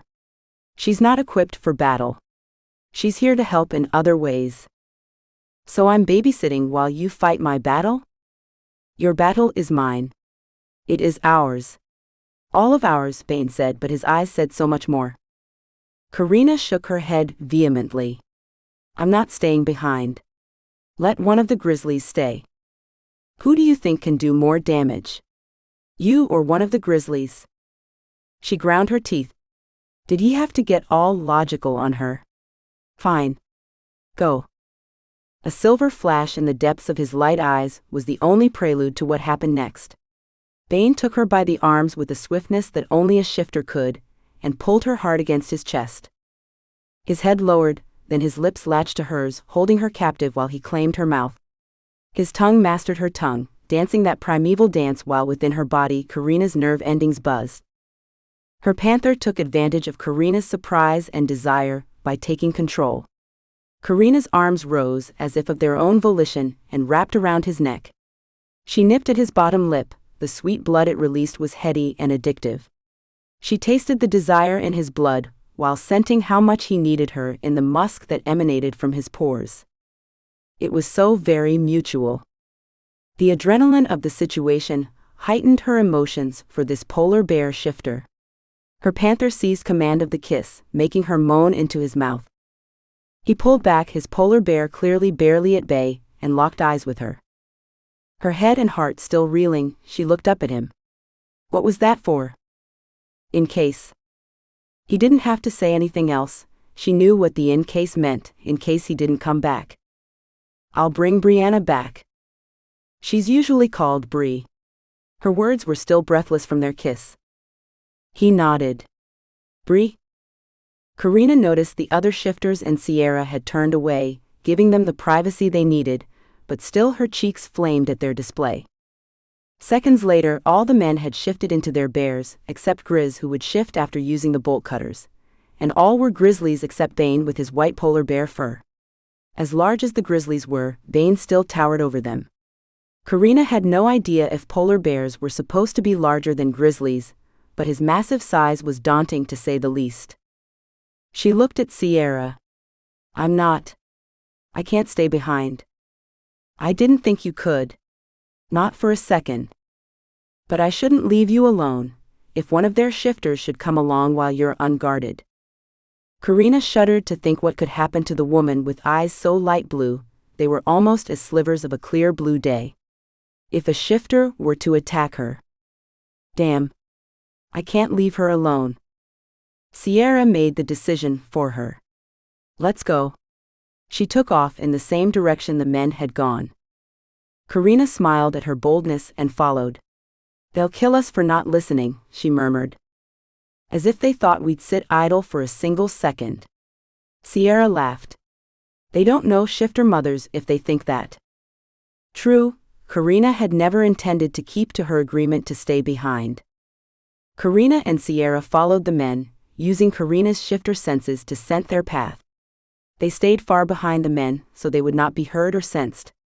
After a few moments, Ciara yelped and stumbled, crashing headlong into a tree root, striking her head on the bark of a large pine, her long white dress flowing about her as she tumbled. Carina heard a noise that sounded ominous, like a bone cracking. She hurried to her friend and knelt next to her. Are you okay? Does your head hurt? My ankle hurts more than my head. She leaned down for a closer look. Carina joined her, and bit back a sound of dismay when she noticed how quickly the ankle was swelling and changing colors. This is not good. She shook her head. I think it will be better if we stay here. We keep moving, she said through a pain-clenched jaw. Carina pondered her options. She couldn't leave her behind, especially now that they were closer to the building, which was sure to be a danger zone. She looked at the ankle worsening by the second. Are you sure? I can block the pain for now. Ciara closed her eyes. A light blue aura shone about her. Carina felt energy coursing throughout the air, surrounding them. Ciara's eyes flew open. Let's go. Mystified, Carina let her take the lead so she could keep an eye on her. They walked on, and though Ciara's ankle continued to swell, she walked as though she hadn't injured it. Carina was beginning to understand the power of an intuitive. Shortly, they heard the thuds of battle. Roars, clashes, the earth even shook. Chapter 17. Carina ran toward the melee. She exited the wooded area to find herself in the midst of a clearing, a large house made of concrete and very forbidding-looking with its gray paint and tiny high-set windows. That's no place for children. Her panther growled in agreement, then released a roar. Knowing her panther had sensed something, Carina studied the bloodbath before her. Bodies of shifted men were strewn about, some limping toward the building, some limping away. Her heart stopped its furious, adrenaline-shot beating. No Bain. No children. Panic set in. Ciara placed her hand on her shoulder. You can't think that. They he I she. Carina couldn't put together a sentence. She studied the fallen shifters, looking for a white polar bear. A gasp escaped her. A mountain of white fur covered in blood lay 100 yards away. Bain didn't make it. If Bain didn't make it, did that mean Bree was? She didn't want to think that. Shrugging Ciara's hand off, she ran toward the mountain of fur. Gasping for every breath after the long sprint, she stopped in front of the fallen polar bear and tried to focus through tears. She leaned in to the body. Bain. The word came out with a sob. Carina. Her head snapped up. The being on the ground wasn't Bain. There was another shifter here with white fur. Before her, a scuffed-up Bain, more scuffed than she'd ever seen him, was limping toward her. She gasped. In his arms, a little girl was holding onto his fingers with a white-knuckled grip. Bree? Bain looked into the little girl's eyes. Eyes that so very much resembled Cade's twinkling gaze. Tears began to stream down Carina's cheeks, and she didn't realize she was crying until she felt their warmth as they cascaded. Yes, Bain? Bree's voice was high-pitched, little girl cute. Her daughter's voice. Her knees felt weak and her pulse pounded through her head so loudly, she thought she almost couldn't hear anything else. Her panther's chuffing with joy didn't help. She quieted her panther swiftly. Bain stepped even closer. This is your mother. She's been looking for you for a long time. His gaze locked with Carina's. He held the little girl out toward her. Bree cuddled deeper into Bain's arms, nuzzling her head into the crook beneath his jaw, against his neck. And you're my dad, aren't you? I know it. I know it. She released his fingers, and threw tiny arms around his neck. The ache in Carina's heart for her daughter's first years was matched with an ache in Bain's eyes. It was clear that Bain understood Bree's sentiments. He rubbed her back in slow, soothing motions and pried her from beneath his neck. I want you to look at your mom. Look at Carina. Bree turned a shy face toward Carina. Is it true? You are my mommy. I haven't had a mommy in a long time. Carina knew she was thinking of the woman who had raised her that had died. Of course, she'd consider her as her mother. Carina hoped one day she'd see her as her mother too. Bree leaned toward Carina, her arms outstretched. Streams of tears flowing, Carina took the sweet-smelling little black panther shifter into an embrace and buried her face in ebony black hair. Chapter 18. Bain approached Griz and the others. Thank you. He surveyed the scene. Shifters from the compound were either dead or running into the woods. Now he was happy that Carina and Ciara had followed. He'd have hated for Carina to have to deal with the escapees' wrath. It's what we do, one of Griz's nephews said. What about the children inside? He hadn't told Carina about the cages no larger than 6 by 6 foot. He hadn't told her Bree had been in one, nor had he told her there were many more children in there. She needed one thing right now, her daughter. Griz frowned. There's someone who can help. Matt can. That's her thing now. I'll have Lance reach out to her. He pointed. There's Lance now. Lance was exiting the building, a concerned look on his face, though it was clear he was trying not to let it show. We have another situation. What's that? Bain had seen enough of situations. There's a woman being held prisoner in there, as in a human. Who is it? Griz said. Beats the hell out of me. Said her name was Dakota, then clammed up. Let's go talk to her. Maybe she knows something about this operation. She looked pretty beat up. I don't think they treated her too nicely. I cut her ties loose. Let's check this out. Griz started toward the entrance. Bain gave Carina a backward glance. She was nuzzling and talking to Bree, her face was lit up, and she was completely immersed in her daughter. He followed Lance and Griz inside. Down the hall and 2 doors to the left, they entered a room that had a cage 2 foot larger than the other cages. Bain sneered, as if that made it better. The room was empty. Where is she? Griz asked Lance. No clue. Let's find her, make sure she doesn't need medical attention. A scream cut through the air with a razor-edged intensity, jarring Bain and his bear. That's Carina. He spun and sprinted toward the exit. Chapter 19. Carina couldn't just sit back and watch. She was holding Bree's hand. They were in Mikhail's jet. Bain was next to her, and Doc was treating Bree. They'd come out of the building running when she screamed. Bree had collapsed. She'd gone unconscious, pale as a ghost. Carina knew they couldn't call just any doctor. What if she shifted while she was unconscious? Thank goodness Doc was there. They were headed to his clinic in Bear Canyon Valley.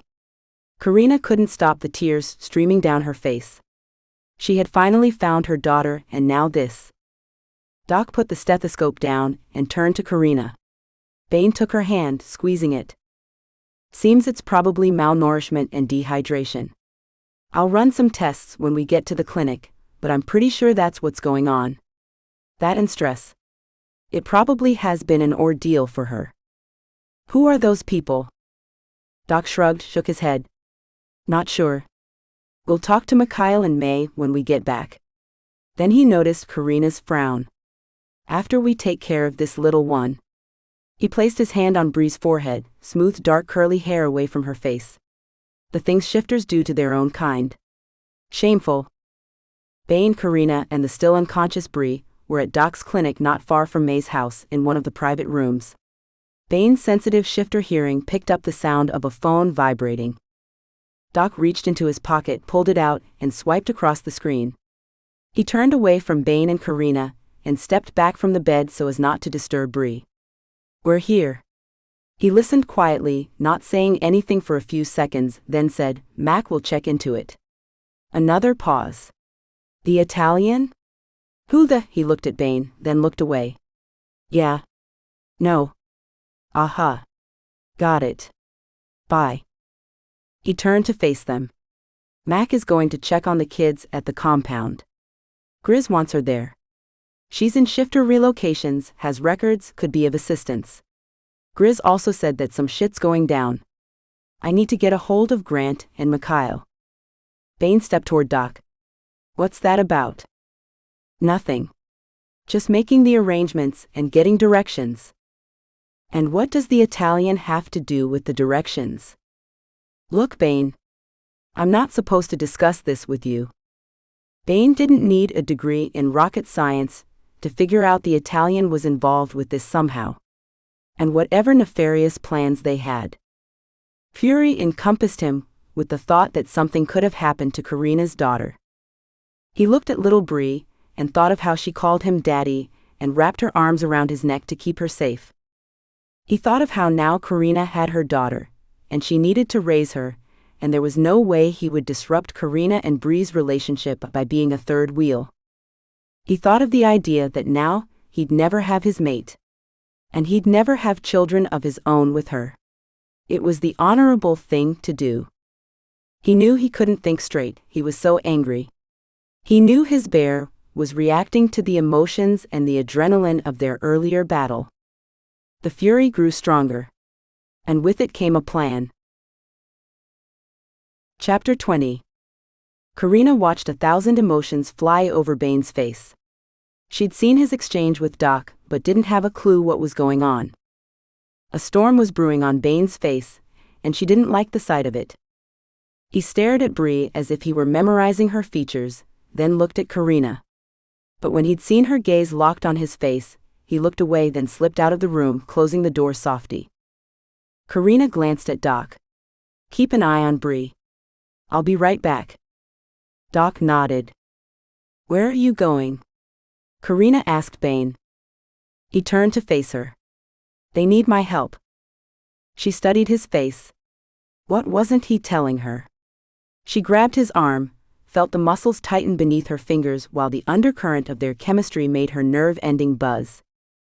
Carina pushed that ever-present desire she had for this man away and pulled him into a little room off the clinic's main waiting area. Bain kept his face stoic while her eyes scanned for an expression, for anything that would give it away. He wasn't letting her into this. This was all him. The best thing he could do was to be a dick to her, get her to hate him, that way. Bain pushed that thought away. He wasn't that guy. Not a chance. He glanced around. It appeared as though they were in the area where Doc kept his medicines. Locked cabinets, syringes, bottles, and boxes confirmed that. Seems the guys need help at that compound. Whoever owns it has sent in reinforces. Our guys have backed down.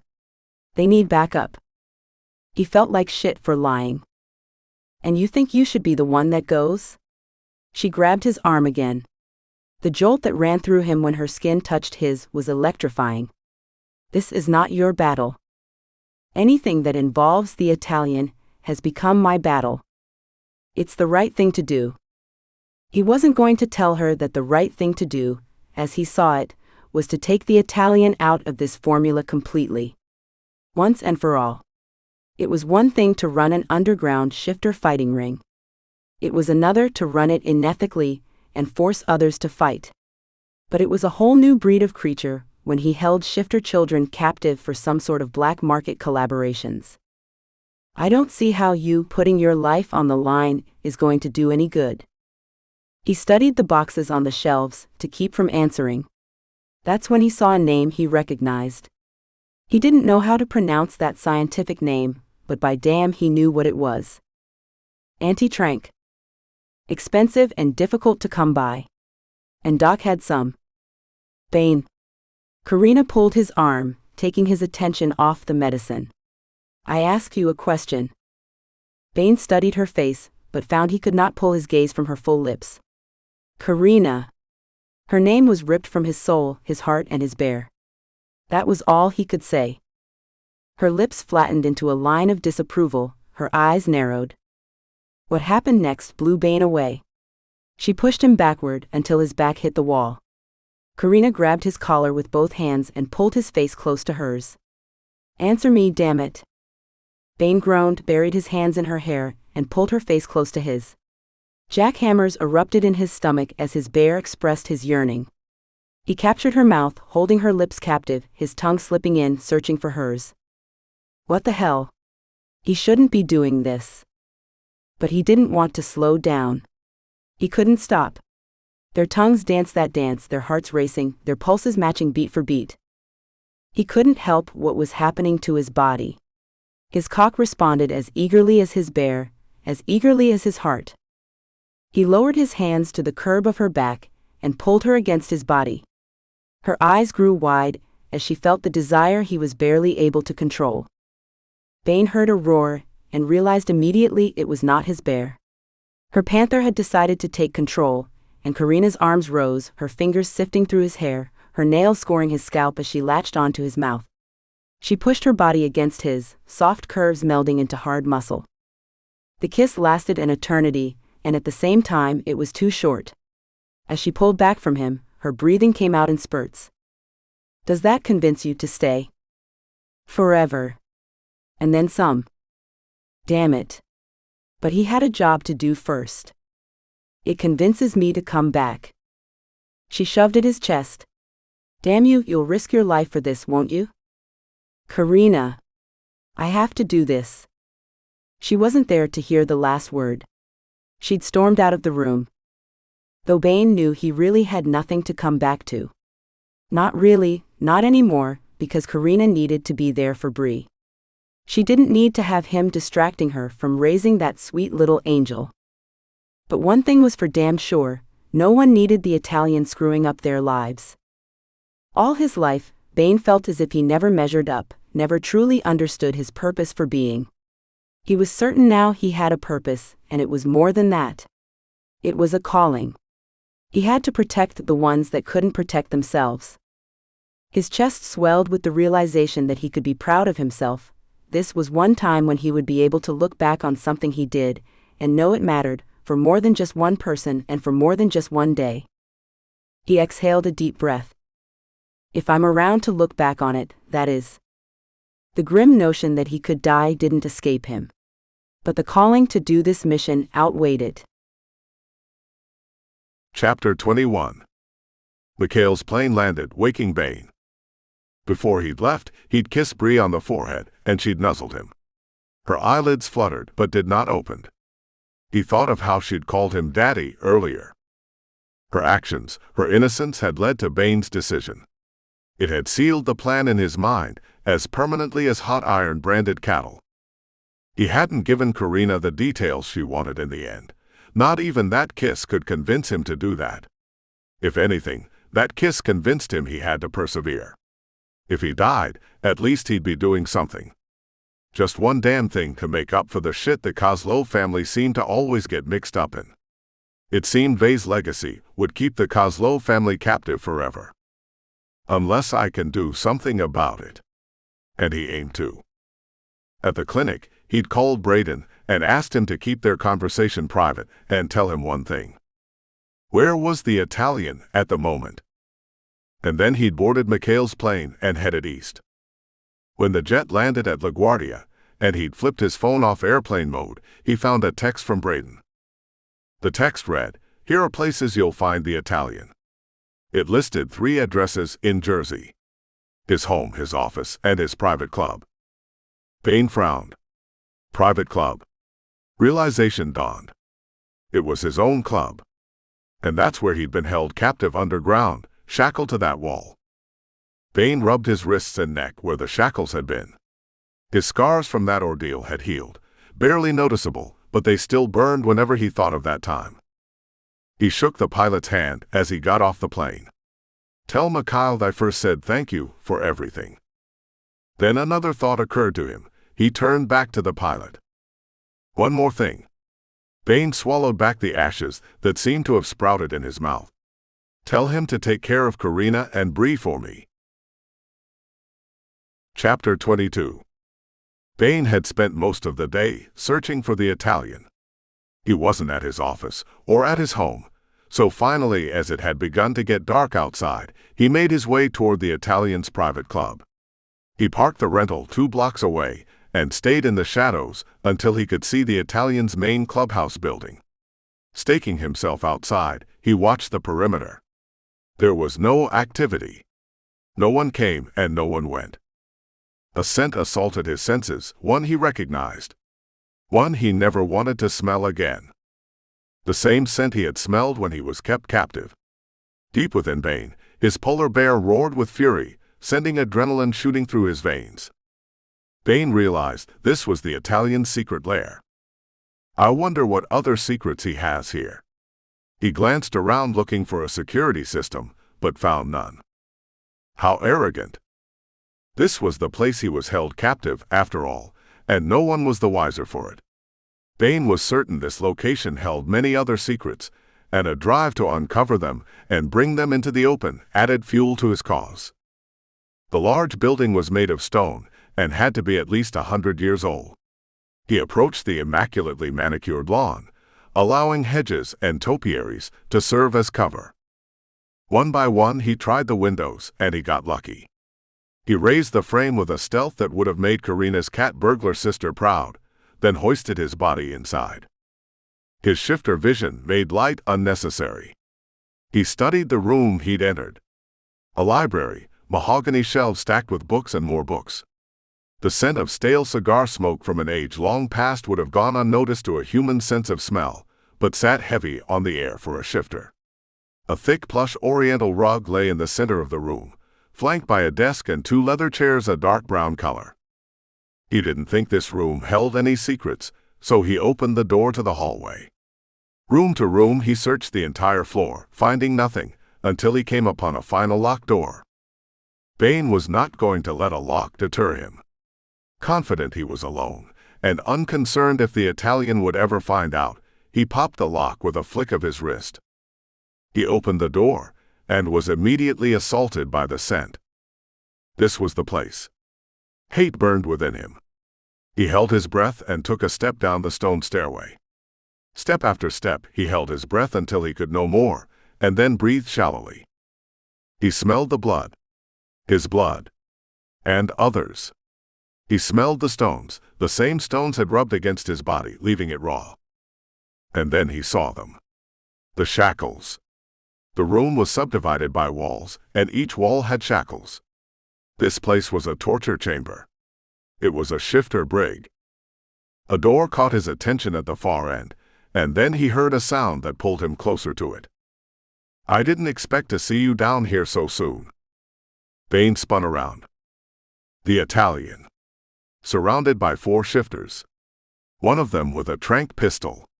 He raised the gun and took aim for Bain's shoulder, then flicked the trigger and released the dart. Bain collapsed seconds after the dart hit him. Bain wasn't knocked out. The anti-tranq he'd appropriated from Doc's offices assured that the tranq hadn't affected him. And he'd be very able to shift. He felt his bear's presence, and wondered why they hadn't performed any witchery to keep the bear at bay. Or maybe they had, and the anti-tranq was an antidote for that, as well as the tranq darts. Bain heard footsteps and he closed his eyes. Whoever was approaching was being very quiet. He'd memorized the Italian's pattern of walking. A slight shuffle when he moved one of his feet, as if slightly limping, favoring an injury. Or maybe a bad knee. Yes, he'd learned the Italian steps, and that was definitely the Italian. What the Italian didn't know, Bain was not knocked out. He was feigning the effects of the tranq they'd shot him with. He'd done something he wasn't proud of. He'd stolen one of Doc's anti-tranq doses. He fully intended to pay him back for it. If I survive this ordeal. He could smell the Italian, he was that close. The smell of garlic and marinara strongly pervaded Bain's senses. The Italian's voice was close, his breath warm when he whispered in Bain's ear, "Foolish shifter. All you had to do was fight a few fights and mind your own business. Now you will be my collateral for Mikhail and his friend May to call off their forces in Oregon and not meddle in my business affairs. Perhaps you can even gain me the control of the New York territory. Between you and your uncle, I'll have leverage." Uncle? What did the Italian mean by that? Braden. They had Braden. Where? Bain fought to keep control of his emotions and his heartbeat, so they wouldn't sense he was affected and awake. Let me go. Braden was angry, that was clear from his tone. What the hell? Bain. He better be alive. Oh yes, Braden was pissed. Bain hoped his uncle would control his temper and not force them to kill him. He heard a pop. And just like that, Bain's shifter senses picked up Braden's pulse, beginning its slide into unconsciousness. Great. Now it was just him. He could shift, and that would break through the shackles holding him. Then, he could rain some hell down on these bastards. His senses told him there were half a dozen in the room. Perhaps, if he were lucky, a few would leave. We'll wait for my panty-waist stepson Giorgio to get back. He needs to witness how we handle situations like this, the Italian said. How the hell I'm going to get that pansy to behave like an alpha when his mother mollycoddles him, I have no idea. A couple of the Italian's men smirked. Then they all left. And it was just Bain and Braden. Bain opened his eyes and looked at his uncle, able to see clear as day in the darkness of the basement thanks to his shifter vision. Braden had not gone down easy. His face was a portrait of bruises, scrapes, and lacerations. Bloody nose, split lip, and blackened eyes. They'd pay, Bain vowed. Somehow he'd make them pay. Specifically, the Italian. This time, the Italian came in alone. Again, Bain kept his eyes closed to let his nemesis think he was still knocked out from the trank. I'm going to kill you, slowly, you piece of shit polar bear trash. And then, I'm going to kill your father. And after that, your piece of shit brother's little son. In Bain's head, his bear roared with such volume that Bain thought his eyes would bleed.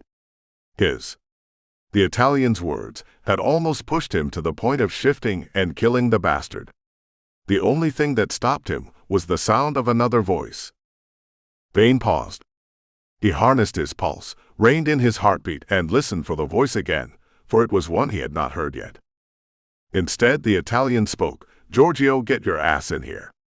The contempt was obvious in the Italian's words. What is going on here? What kind of setup is this? That must be Giorgio, Bain surmised.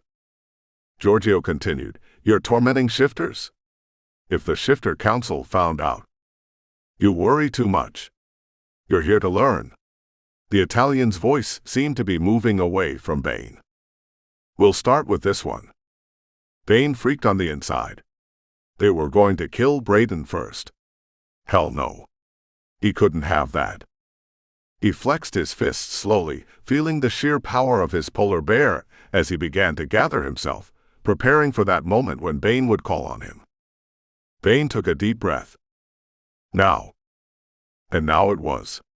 The bear roared in Bain's head, and with swiftness that came from practicing shifting on a regular basis, his bones crunched, sinews stretched, and muscles thickened. Within seconds, his bear's sheer size had stretched through the iron shackles. Freed and in a furious state of mind, Bain's bear reared up, head thrown back in a roar that reverberated in the stone-walled rooms.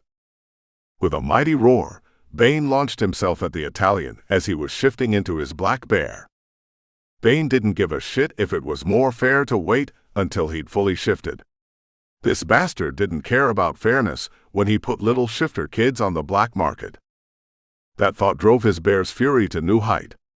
His lungs burned from the breath he'd been holding as he rushed the Italian. He reached his nemesis just as the Italian had fully shifted and reared up to greet him with outstretched paws the size of dinner plates, tipped with lethal claws.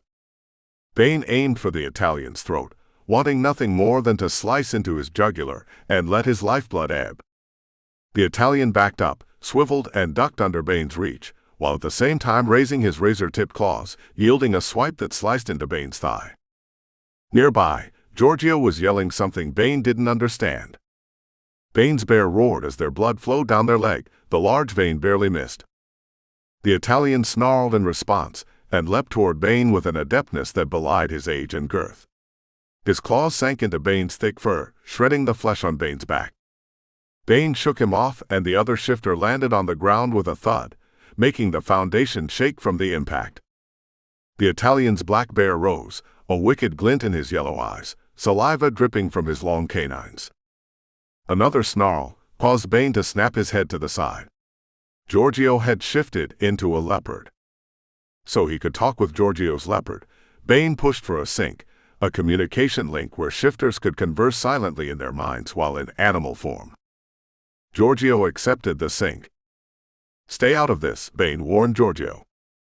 Giorgio's leopard took 2 steps backward. Bain advanced on the Italian. "Listen." It seemed Giorgio gained some of his courage as he stepped between Bain and the Italian. "Let the Shifter Council handle this maleficent individual." Bain felt the Italian enter their sync. Giorgio must have let him in. The Italian's black bear struck at Giorgio, slashing his throat. "Traitor." Bain stared at Giorgio's leopard. Blood was gushing out of the slash at a rate that made Bain uncomfortable. "You've killed your son," he snarled at the Italian. "That mewling pup is not my son." The Italian began his attack on Bain again. Bain rushed forward, his bear colliding with the Italian's, the force knocking the breath out of both of them. They wrangled, claws slashing, teeth gnashing and biting. "Your father and nephew are as good as dead," the Italian said to Bain in the still-connected sync. "Fuck you." With that, and 2 blows which severed the Italian's jugular beyond repair, and almost decapitating his black bear, Bain put an end to it. Bain shifted into his human body, swiftly. He looked at the wall. His still unconscious uncle was beginning to stir. Giorgio, in his leopard form, was still losing blood. A commotion outside made Bain whirl around and look for a weapon, because he wouldn't be able to shift so quickly. His shifting energy needed time to recuperate. He picked up the chain from one of the shackles. This was the best he could do. The door handle turned. He wrapped the chain around his fist and locked his legs into position to have the best leverage possible. The door opened. The breath pushed out of Bain in a whoosh. His shoulders relaxed. Mikhail. Bain didn't think he'd ever been this happy to see a face before. Okay, maybe once. Or twice. Carina and Dominic came to mind. Mikhail strode in, carrying himself as if he owned the place. He was followed by a menagerie of shifters. He pointed to Braden. "Get him off that wall." He approached and studied Bain. "You okay?" Bain nodded. "He's not." He pointed to the Italian. "And he needs help if it's not too late." He indicated Giorgio. "Get him to the nearest shifter clinic." Mikhail pointed to Giorgio. "Him too." He took in Braden's appearance. "He doesn't look so good." Then he glanced down at the Italian. "Get rid of this bastard." "Thank you," Bain said. He'd never meant those 2 words as much as he did right now. "And you," Mikhail gave him a stern look, "get your ass back to Bear Canyon Valley. It seems there's a little girl who woke up insisting she see the man she calls daddy. I'm guessing from Carina's tone this is you." "She's awake?" Even more relief and joy took hold of Bain. "Yes. By the way, you have hell to pay with that woman. For some reason, she thought you're with a group of shifters in Oregon, not on a solo mission in the den of this black bear piece of shit. I suspect what she has in store for you would make what the Italian did to you look like nothing." Bain looked at the unnecessary chain, then dropped it. "Will that kid Giorgio be okay? He tried to help me. I've got the best shifter doctors on the way to that clinic, though I really thought they'd be headed there for you." "Sorry to disappoint." Mikhail laughed. "Looks like your blood debt is cleared up. What was that about?" "They killed one of the Italian's cousins." Mikhail scoffed. "No doubt deservedly so, though your brother was." "Yeah, I know." And Bain did know. He knew exactly what his brother was. "Your father wants to see you when you get back. Seems he's having a change of heart." "What?" "Not my father. He's pretty damned hard-headed." "Then I know where you get it." Another hearty laugh from Mikhail. "Seriously, he wants to talk to you." "I wonder what changed his mind." "I wouldn't know," Mikhail said, but there was a twinkle in the depths of his eyes that made Bain wonder if Mikhail hadn't orchestrated that as well. I bet you don't. Have I ever told you how persuasive an Arctic fox can be? Bain frowned, not getting the change of subject. Then it hit him. Miriam was an Arctic fox shifter. So Miriam did this. Whatever this is. I'll see my father when I get back from Bear Canyon Valley. Thank you for coming out. Wish we'd been here earlier. No. I'm glad you weren't. His blood didn't need to be on another's hands. How'd you like a new job? Security, for the Romanoff organization. I'm not wild about fighting. The only security I like is creating systems on a computer. That's what I've always done. I'm not interested in changing that. Fair enough. Why don't you do that for me? How about I make a decision after I see Carina and Bree? My plane will get you there. It's at a private airfield nearby. I owe you a lot, all that fuel of yours I've burned up. This is what we do, Bain. Bain tried to bear that in mind. He'd not seen those values with his own family. Mikhail. Go, son, there's nothing like a pissed-off Panther shifter. And I would hate to see Carina pissed if you delay your departure. On it. Chapter 23. Bain walked into May's kitchen and reached out to give her a hug, while at the same time he couldn't help but notice there was no scent of Carina being present. Doc had met Bain at the airport and brought him here. He'd said Carina had gone to May's house to stay for a spell, so he could keep an eye on Bree. Bain inhaled again. No Carina here. He frowned. May stared at him, not hugging him, leaving him hanging. His frown grew deeper. What the hell is this about? The temperature in the room became frigid. May's eyes flashed her elemental's presence. Why is she treating me like I'm some kid that's being grounded? Carina wants to see you. May frowned back at him. You look like hell. Yeah, well. Save it. You shouldn't have risked it by going alone. Open-mouthed, he stared at her.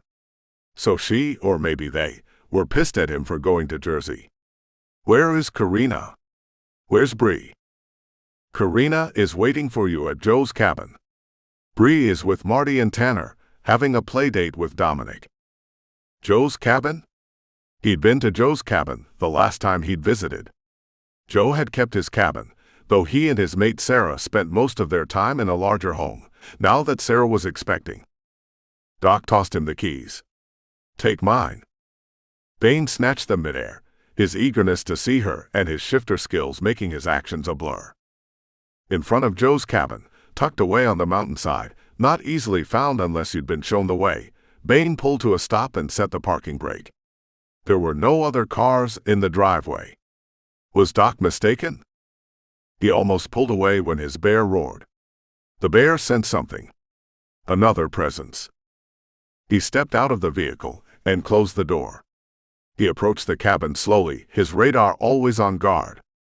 Since he'd first started this ordeal, he couldn't relax. Not fully. Not even in Bear Canyon Valley, which he knew had to be the safest place he'd ever been. The door was partially open. Odd. He paused, wondering if he should shift, just in case. And if it's a human, and they see a big-ass polar bear in the middle of the mountains. Okay, shifting maybe wasn't the best idea he'd come up with. At least, not until he was sure he needed to shift. Bain took a step forward. The door flew open, and a blur of black launched toward him with the accuracy and deadliness that threatened him. Bain called for his bear to come forward, but the bear did not. What the fuck? Bain barely had the time to process that one phrase, and the thought that his bear, who had never abandoned him, was leaving him hanging. The blur was a sleek panther with luxurious fur and very long canines that were dangerously close. Bain was lying on the ground, supported by his elbows, while the snarling panther glared at him, her face next to his, her breath hot. Carina. Oh, he knew it was her, for who else could it be? He knew the woman he loved, even in her shifter form, though at first she'd caught him off guard. No wonder his bear refused to shift and attack. Her beautiful head was sleek, her eyes dark, a green light flared in their depths. Her nose twitched as she sniffed, bringing her face closer. He sat up, forcing her back on her haunches. "You're not going to kill me. So why don't we go inside and talk about this?" His bear roared. That particular roar was trouble. Bain knew that roar only too well. His bear was fully aroused and fully in mate-claiming mode. "Down," he cautioned his bear. "We should talk to her first." Carina shifted, quickly and adeptly, with bone crunching and a sinew stretching noises that would have sounded excruciating to a human. She morphed into the beautiful, curvy brunette he was in love with. Her lips were flattened into a line, except, not totally, because full lips like hers couldn't. "Fine, let's talk." Her dark eyes flashed anger. Kneeling before, perched on one knee, she rose to her feet, turned around, and walked into the cabin. Bain followed her inside, closing the door behind him. "You had my daughter worried." She crossed her arms over her breasts, her chest heaving, clearly still angry. "Not you." He cocked his head. "You weren't concerned for me." The arms uncrossed and became fists. "Carina." He took her by the shoulders. "I had to make sure." He couldn't tell her. He didn't want to bring that ugliness between them. "How is Bree?" Carina's eyes lit up, her expression softening. "She's fine. Really fine. I think her Panther is helping her cope. She's accepting me as her mother. Her Panther must have some memory, something. I don't know enough about this." Doc said he's not surprised. "I'm glad." Damn, but Bain wanted to lick those lips, needed to kiss those full lips, and plunge his tongue into her mouth and make her his. "She thinks you're her daddy. Keeps calling you that. She doesn't know that." She licked her bottom lip, then chewed on it nervously. "She doesn't know that we're not." Another pause. "Together." Heaven help him, he wanted to turn her around and take her from behind, consequences be damned. He wanted to mark her with his couple bond while they climaxed together. His vision was almost blurry with desire. The hell with it. Chapter 24. Carina felt like she couldn't breathe. No, that wasn't it. She was in this tunnel with a whirlwind pulling her around, twisting her, making her emotions a delightful and scary swirl. Bain's lips came crashing down onto Carina's. He kissed her intensely, his mouth demolishing hers, overwhelming her, taking, giving, needing, yielding, demanding. His tongue charged into the depths of her mouth, imprisoning her, and every second of the kiss was kerosene added to the passion raging within her. His tongue untangled from hers, and his lips traveled, kissing her jaw, chin, neck, slow, languid licks following the kisses as he made his way lower and lower to the point where her neck and shoulder were connected. Bain's tongue and mouth were driving her crazy. Days of pent-up desire for him, months of no contact, no intimacy, had turned Carina into a shattered bundle of sexual energy. "I sense what you're going through," Bain said, his eyes dropping where she knew her nipples were giving away her need for him. Then his eyes dropped even lower, where she knew he could savor the scent of her desire for him, the moisture that had pooled within. Flames rose to her cheeks, neck, and chest. He took her hand in his. His thumb was on her telltale pulse, reading her craving for him. Every pore on her body pled for his touch. She wanted to scream at him to take her, to claim her and make her his, the way she knew he could, from the way he kissed. His hands glided downward, tracing the curve of her body. If she thought she'd wanted him before, that had nothing on what his touch was doing to her now. Her core flooded with desire as his extra-large palms and fingers cupped her ass, pulling her close onto a length of hardness that pressed against her, seeking her center like a guided missile. Oh my. Carina needed to keep it together, but how the heck could she with him here next to her like this? The touch of Bain's fingers burned into her ass, even through the fabric of her clothing. One hand rose up her back, scoring her flesh with desire as it began to trail the neckline of her top. If she breathed just once, she was sure she'd leap on the man. She wanted him as much as she wanted him to take her. Bain. Was that croaky sound her voice? She sounded like a pubescent toad. Hum? His murmur was hot, searing her flesh with the warmth of his heated breath. I need you. Anger flashed renewed in her at what she could have lost. Damn you for doing that. She gasped, desire warring with fury. You could have been hurt.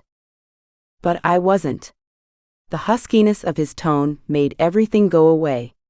It was like a salve to blistered flesh, chasing anger away and replacing it once more with desire. And again his mouth took hers, reassuring her, leaving her secure with the knowledge that he was the man. The man who would protect her. The man who would champion her. She moaned. Don't stop. Never. Ever. Another moan. I want you.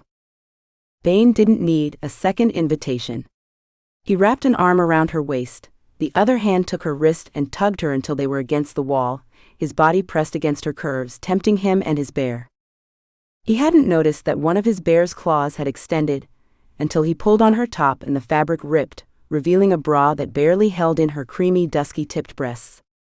Her chest heaved with every breath, making those lovely mounds rise and fall, driving him crazy. He throbbed with a yearning that overrode his brain as all blood traveled south. Damn. Bain shoved the bra aside in his impatience. He dropped his head to suck one of her pebbled nipples. He latched onto it, sucking it in deeply. His fingers reached for the other one, tweaking and tugging it, then rolling it between his fingertips while it grew harder and harder. He took in the scent of what their teasing was doing to her. The aroma of her was making his cock pulse with the fiercest of needs to touch and taste the source of that incredible scent. Chapter 25. A surplus of sensations pulled Carina into a place where all that existed was Bain, his hands, his mouth, his tongue, and the knowledge of his hardness waiting for her. His lips and hands on her body were irresistible, but they did nothing to quell the urgently pulsing need for him. All of him. When he licked her nipple, she nearly climaxed. Eager for him, she pushed her clothing aside, seeking to shrug her way to nakedness where there would be nothing but flesh between them. During her movements, Bain's hand didn't miss a beat. She gasped when he dropped his hand between her legs, slipped a finger between her folds, and found the wetness he'd created was already drenching her and had begun to make its way down her thighs. He pulled his mouth away from her nipple and breathed in deeply. I need you. Now. While one of his hands stayed on her breast, his other hand kept teasing and tempting her, running between slick folds and a tender pulsing core. She didn't feel embarrassed that he pulled away and watched while he touched. Carina, so very hot. She groaned, her hips arching toward him. His fingers moved faster and faster in tight circles on her clit, leaving her breathless and tormented with pleasure and the denial of pleasure. Oh God. The words passed over her lips. She wanted him so badly. His lips ran across her nipple, his days of scruffiness teased her sensitive skin, fueling the fire he'd created in her. She closed her eyes in pleasure. A moan followed by an exhaled breath escaped her. His breath was hot on her nipple, his fingers moving quickly, driving her further and further closer to an orgasm. The heat of his breath began to travel lower, over her breast, over her sternum. Her lungs froze, air trapped within, unable to release while his tongue made a slow, slick trail over her stomach. She knew what was coming. She anticipated it with a fierceness that made her panther roar and pace. His tongue separated her lips and brushed her clit. Carina flinched at the sheer pleasure of it. He pressed her legs further apart, and the wall buttressed her to keep her from sliding down. Thank goodness, because her knees had turned to jello. Her hands held onto his head, her nails digging into his scalp as she writhed in passion. His fingers slid into her, driving deep, then curling upward while his tongue tortured her with its persistent swiping, flicking and sucking. Her legs quivered in response to his attention. When he removed his fingers and slipped his tongue into her, licking her and sucking, she bit down on her lip to keep from screaming. Her fingers were unstoppable, digging into his hair, pulling at it, pushing him closer. His fingers quickened their pace, matched by her panting. Oh God. Bain. Oh. My. Her muscles tightened, and with a final shudder she fell apart against the wall, panting. His groan pushed her further, and another spasm began as she came undone again, wave after wave. He rose, his lips shiny with her essence. Bain kissed her. She tasted herself and relished how he'd made her climax. Bain's eyes were almost silver blue, his expression intense. I need you. He unzipped his pants. Carina sucked air in and bit back a gasp. Oh my, the size of him. He was huge. She reached out, touching the hardness, the length and girth. Holding him in her grip, she tightened her fingers, gently increasing the pressure. His groan told her the special heaven and hell he was going through. Just as she had when he'd touched her. Carina nearly closed her eyes from the sheer pleasure of his response. She tugged on his cock, moving her hand forward and backward. "Aw fuck," Bain growled, his bear nearly ready to burst out. Shoving her hand aside with one swift drive, he plunged into her, her muscles stretching to take him in, holding him deeply. He pulled back and pressed deeper still. She gasped when he was fully in, and leaned into him to get even more of this, finding pleasure in the pain. Bain kissed her, his tongue claiming her, plunging in repeatedly, keeping pace as his hips drove his hardness in deeper and deeper. In. Out. Over and over. Her body took him, relishing every thrust, every plunge, every drive. When he stopped suddenly, her eyes flew open. The golden amber glow was intense. She was looking into his bear's heart. "Thank you for not giving up on me," she told his bear. With a roar in her ear, Bain drove deeper, pulling her close, driving his mouth into her neck, baring his teeth. She felt the sensation of his teeth breaking skin for a brief moment, before the euphoria of their couple bonding overtook her. He'd bonded her. The thought didn't stay in her mind long, as she bit on her lip to keep from screaming his name as a climax roared through her body. She tightened around him, her body holding him hostage. "I'd say forgive me, but..." He buried his face in her neck. "I'm not exactly sorry." She looked into his eyes without answering. "I won't apologize for it. You're mine now," Bain said. "I know." He held her gaze. "And you feel how about it exactly?" She almost couldn't see him for the tears that were beginning to brim in her eyes. He had to ask. "I feel like I'm home." His smile grew, a grin reminding her that deep within the fierceness of her alpha male was a man who loved her. Epilogue. May wouldn't hear of it. She insisted that Bain and Carina and Bree take up a suite at the bed and breakfast that Kelsey and Teague ran for her. And Bain and Carina had. It had only been a few days, but Bain felt already like he was home. He rolled over in bed, looked out the window, enjoying the sun's rising over the mountains. His body sought out Carina's, spooning her against him protectively.